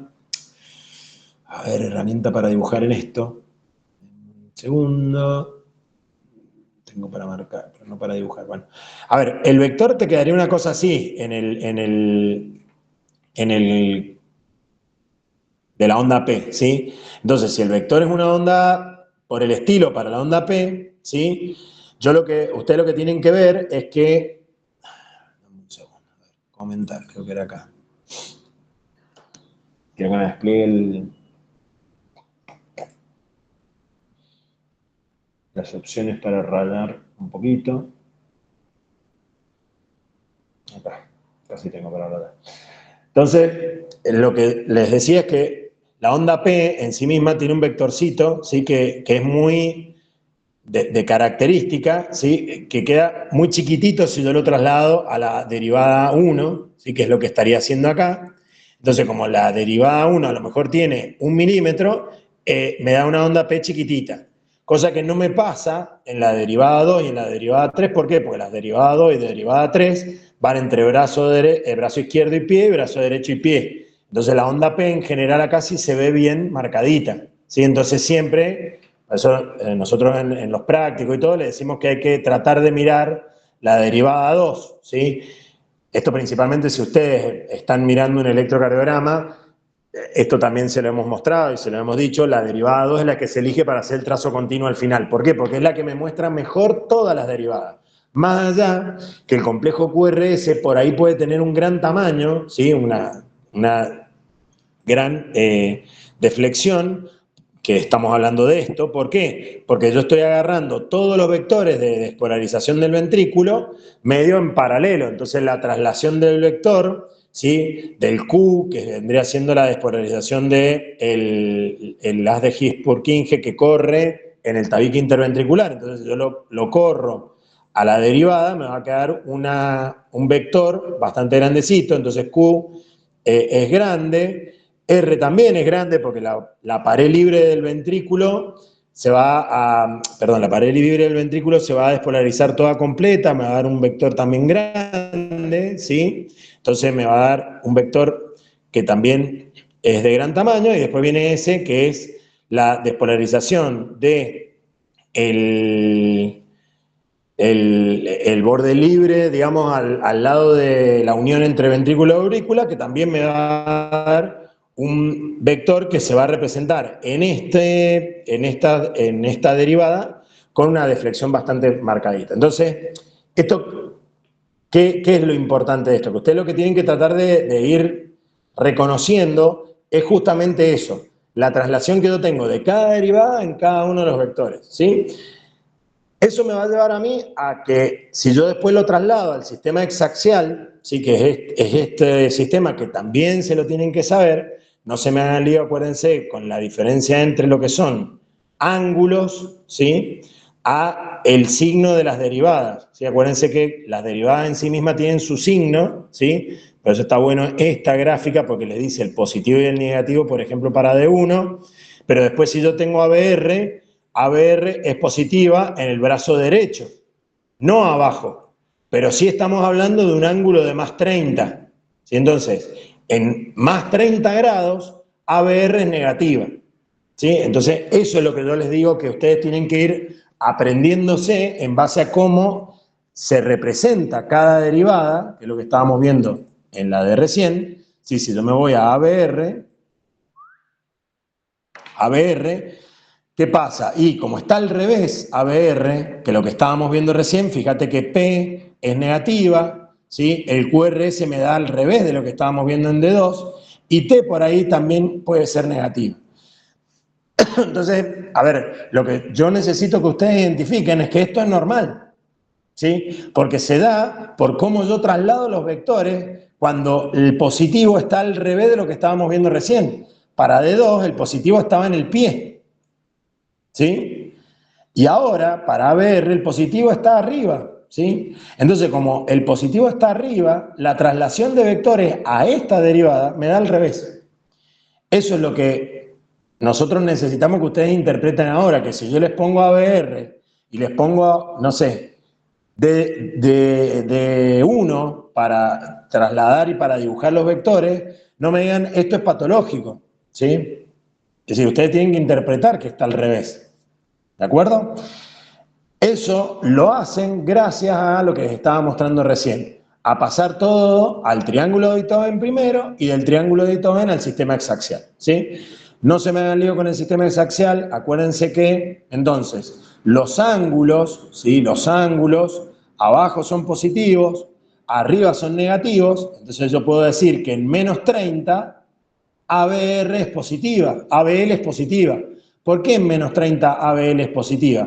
Y ABL en menos 30 es positiva porque en el brazo izquierdo yo tengo la lectura o la detección de la derivada esa es positiva, ¿sí? Mientras que su traslación hacia el otro lado, ¿sí? Entonces yo podría decir que en más 150, ¿sí? Que no está puesto acá, pero lo vamos a poner, en más 150, ¿sí? Yo tengo más 150 grados, ABL es negativo. Y todo lo que yo traslade acá como vector me va a dar ABL negativo. Entonces, por ejemplo, en este vector que yo tengo como ejemplo acá, fíjate que si yo traslado este vector a ABL, ¿sí? Lo traslado acá, ¿sí? Perdón, sería perpendicular, ¿sí? Yo lo traslado ahí, ¿sí? Me va a dar esta deflexión negativa. Entonces, ¿por qué el eje eléctrico, si yo lo calculara, esperaría que me dé más negativo en ABL? Porque es normal, ¿sí? Entonces, la deflexión, que esta podría ser la despolarización tranquilamente de la onda R, ¿sí? Entonces, el vector de la onda R, ¿sí?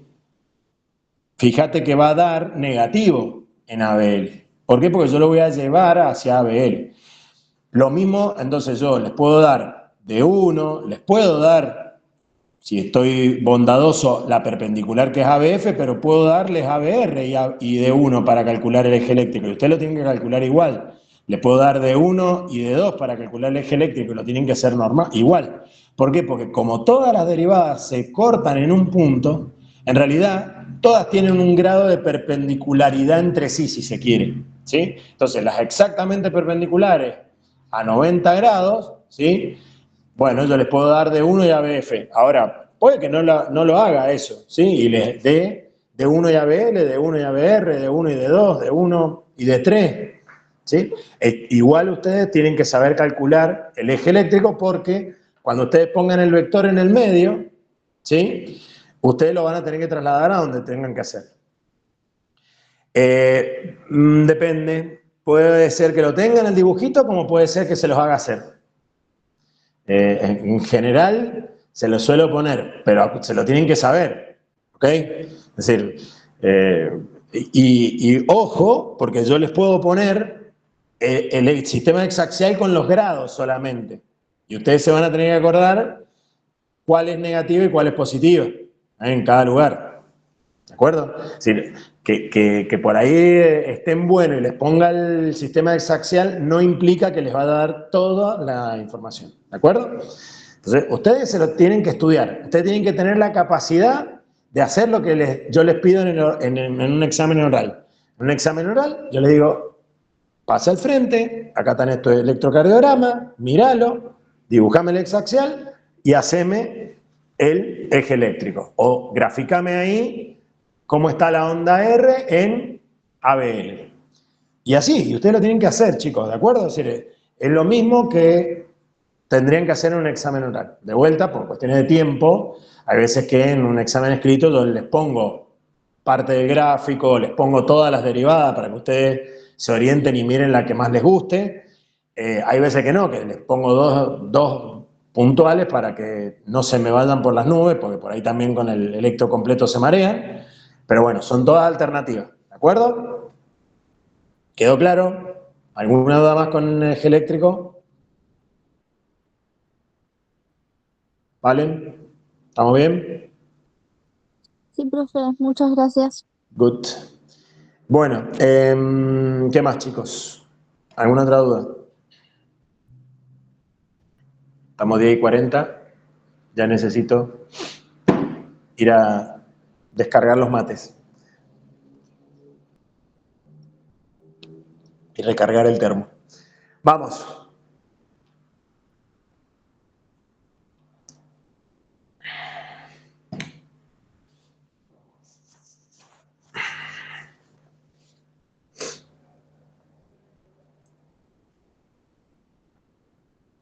Bueno, lo bueno que de 29 que eran, ya quedan 19, así que evidentemente he ido resolviendo las dudas que tenían y se han ido a estudiar.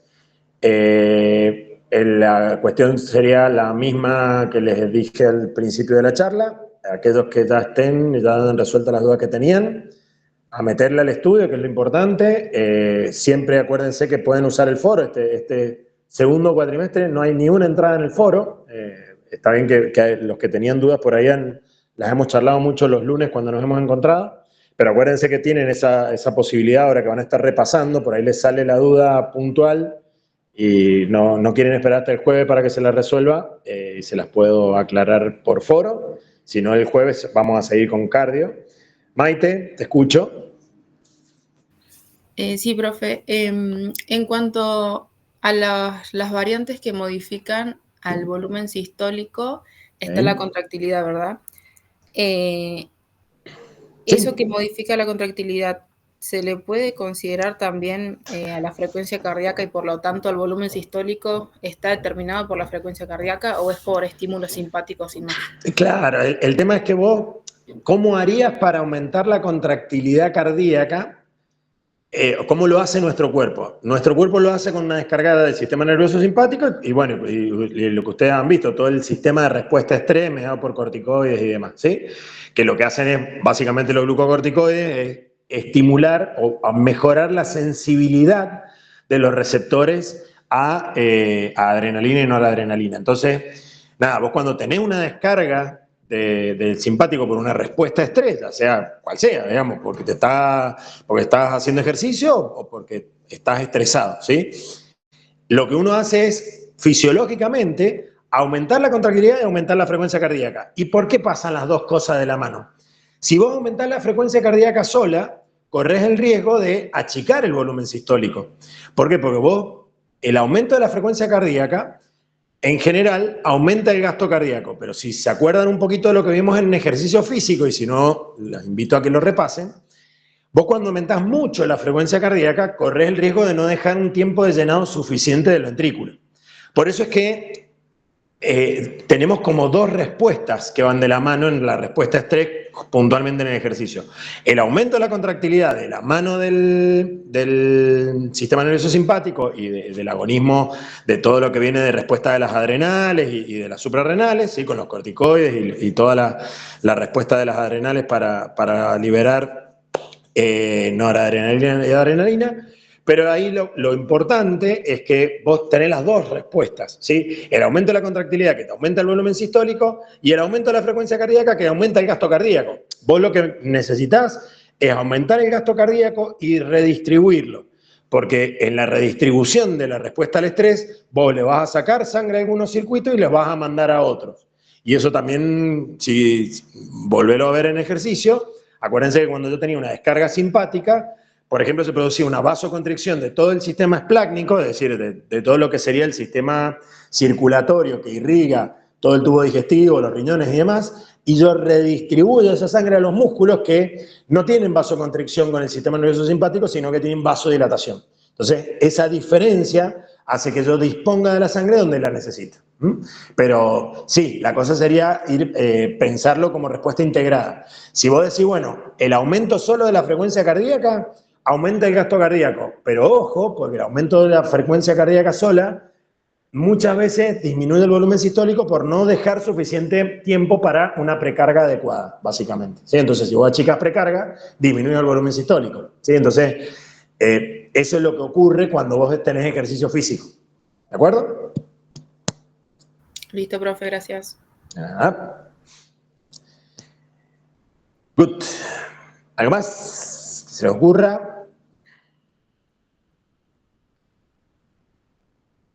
Brisa, ¿te escucho? Hola, profe. Ahí cuando estaba explicando lo de los canales y de los cardiomiocitos, no me queda claro que la fase de meseta, porque se dan en la fase 2. En la fase 2 de meseta, donde están los canales de calcio, se puede dar el periodo refractario, el absoluto o el relativo, pero también puede darse con las compuertas de los canales de sodio. Lo que pasa es que esto es un continuo, Brisa. Vos lo que tenés que pensar es que mientras la corriente de potasio está ocurriendo para la rectificación rápida, los canales de sodio empiezan muy lentamente a mover su compuerta de apertura y de cierre, ¿sí? Y se empiezan a reactivar, por decirlo de alguna manera, ¿sí? Entonces vos tenés que toda la fase de despolarización se abrieron los canales de sodio. La de rectificación rápida de potasio, ahí todavía están todos cerrados. Por eso es que baja el potencial. Después retoma porque se abrieron justo los canales de calcio al llegar hasta el potencial de apertura. Acordate que todo esto son voltaje dependientes. Entonces, cuando llegas al voltaje de calcio, tenés la corriente de calcio que te vuelve a estabilizar el potencial, pero ahí todavía los de sodio no se han abierto. Más o menos a la mitad de la meseta los de sodio empiezan a abrirse, que es cuando también empiezan a abrirse los los rectificadores lentos de potasio, o de repolarización lenta de potasio, que son los que empiezan a generar de vuelta una caída de potencial. Entonces, cuando se te suma que se te empiezan a cerrar los de calcio, se te empiezan a abrir los de sodio y se te empiezan a abrir los de potasio, rectificadores lentos, ahí tenés el periodo refractario relativo, que es muy cortito y que si vos haces un potencial que sea muy superior al umbral, a lo mejor vos llegás hasta el potencial donde volvés a estimular los de sodio que estén en condiciones de ser abiertos de vuelta y podés desencadenar un nuevo potencial de acción. Pero si no, lo que va a ocurrir es que se van a terminar de cerrar los de calcio, se van a terminar de restituir todos los de sodio, ¿sí? o de reactivar todos los de sodio, y los de potasio, rectificadores lentos, van a ir abriéndose paulatinamente todos hasta que vos bajes y caiga el potencial hasta el reposo, y ahí vas a tener que, con cualquier potencial de acción que llegue nuevamente, vas a tener una apertura de los canales de sodio que te van a estar listos, ¿sí?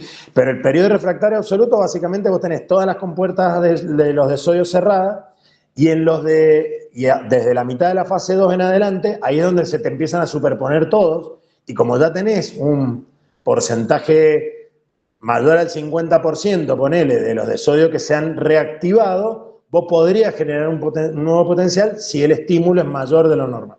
¿Se entendió?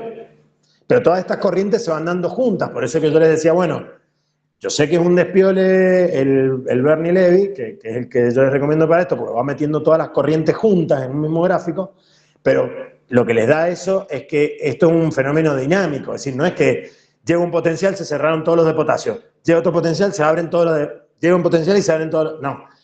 Todo esto se van abriendo los de sodio, se terminan de cerrar, abren los de potasio, mientras se están terminando de abrir los de potasio ya se abrieron los de calcio, entonces se cierran los de potasio rectificadores rápidos, se mantienen los de calcio, esos de calcio hacen que se produzca la meseta, en esa meseta ya algunos de sodio se empiezan a activar, porque eso es una cuestión de tiempo, y después los de potasio lentos vuelven a activarse, ¿sí? Porque ya cuando venían cayendo el potencial, ya los rectificadores lentos se empiezan a activar, y cuando superan a la corriente del calcio, los rectificadores lentos son los que mandan y los de calcio se cierran. ¿Sí? Pero es todo un continuo, ¿ok?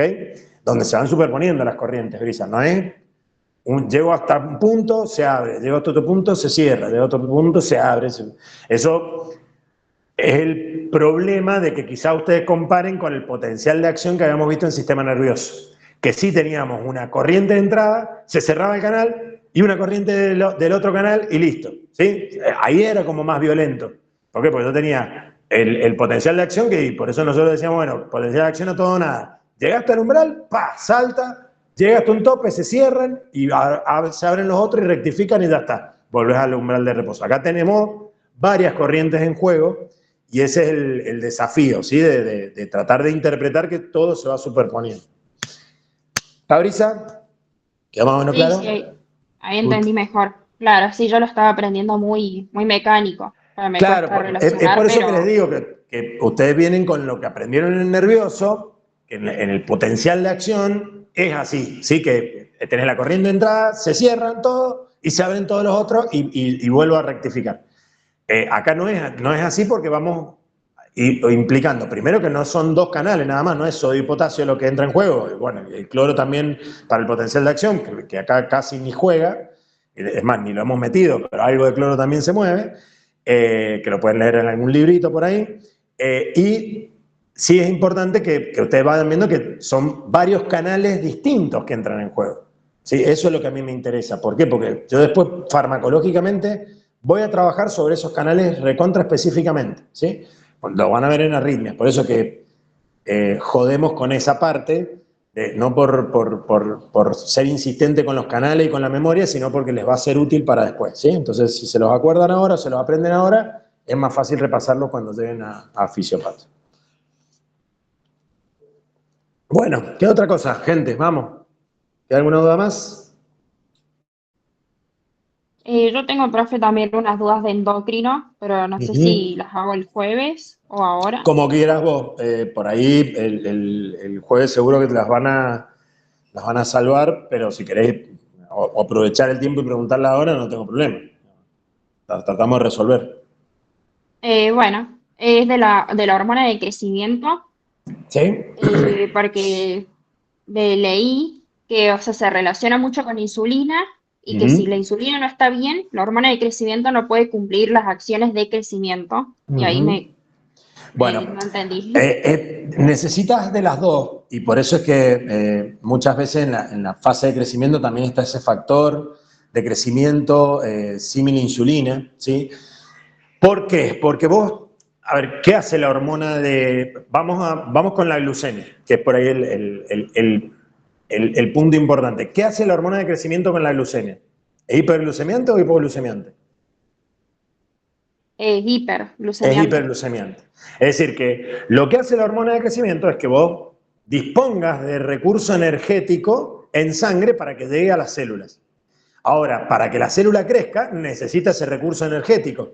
Y ahí entonces, ¿de qué necesita? De alguien que la meta a la célula. ¿Cuál es la hormona que la mete a la célula? La insulina. La insulina. Entonces, por eso es que las dos están muy vinculadas y por eso hasta que el páncreas no está maduro, en el desarrollo fetal, el que cumple ese rol es el factor de crecimiento símil insulina, ¿sí? Que lo deben haber visto, el tipo 1. ¿Por qué? Porque siempre la hormona de crecimiento, en las fases donde vos tenés picos de desarrollo y de crecimiento corporal, vos necesitas la hormona de crecimiento, pero también necesitas de la insulina que esté dando una mano. Por eso es que muchas veces se ve, lo van a estudiar más adelante, que también ponen los diabéticos tipo 1, que son estos pacientes que tienen diabetes que se presenta más que nada en la adolescencia, no en la adultez, porque es autoinmune, y el propio sistema inmune destruye el páncreas, entonces lo hace en etapas tempranas de la vida, entonces puede arrancar desde niño hasta la adolescencia, ¿sí? Pero el diabético tipo 1 se caracteriza porque en general no son gente corpulenta, ¿sí? Suelen ser menuditos, delgaditos, a diferencia de por ahí el diabético tipo 2, que el diabético tipo 2 se da por resistencia a la insulina que viene de la mano de la resistencia que da el tejido graso y las hormonas que secreta el tejido graso que generan resistencia a la insulina. Entonces, por eso es que vos tenés fisionómicamente, si se quiere, una diferencia como muy marcada entre el diabético tipo 1 que es flaquito y el diabético tipo 2 que es gordito. Pero nada, eso es una cuestión de fisiopato que te comento, de semio, que la vas a ver después, pero que sí va un poco de la mano de esto. ¿Por qué? Porque el paciente no es que no crece o no alcanza el mayor desarrollo pondoestatural que podría porque no tenga hormona de crecimiento, como le pasó a Messi, sino que no lo alcanza porque no tiene la insulina. Y sin la insulina, la hormona de crecimiento no puede terminar de cumplir su acción, que es que, ok, aumenta la leucemia, pero vos necesitas después que ese sustrato entre a la célula. Entonces, sin uno, no funciona el otro. ¿Está? Ah, sí, bien, bien. Ahí entendí mucho mejor. Perfecto. ¿Algo más?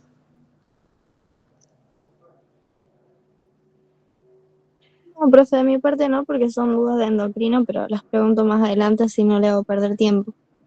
Como quieran, ya les digo, yo no tengo problema. Yo por ahí, como les decía, si quieren preguntar ahora, si quieren preguntar por el foro, si quieren dejarlas para el jueves y las vemos todas juntas, el jueves sí. Hoy le dije a Dani que no se conecte, porque me parecía que por ahí cardio, como lo di todo yo, casi todo yo, no hacía falta que Dani se sume. Pero sí, como ella les estaba dando endocrino, bueno, nada, para que respetar por ahí el criterio que ella ha usado para darle las clases y demás, ella va a estar conectada, yo también. Por eso les decía, bueno, el jueves por ahí podemos hacer siempre la última consulta es la más heavy porque ustedes ya están más afilados y han repasado un poco más de cardio y de endocrino, así que no hay problema, como quieras, vale, si querés ahora, si querés el jueves, no hay drama. Se las pregunto el jueves, profe. Listo, no hay problema. Muchas gracias. De nada, vale, nos vemos. Bueno, para el resto ya queda un poquito, quedan 6 nomás conectados, 7 conectados. Bueno, ahí ya están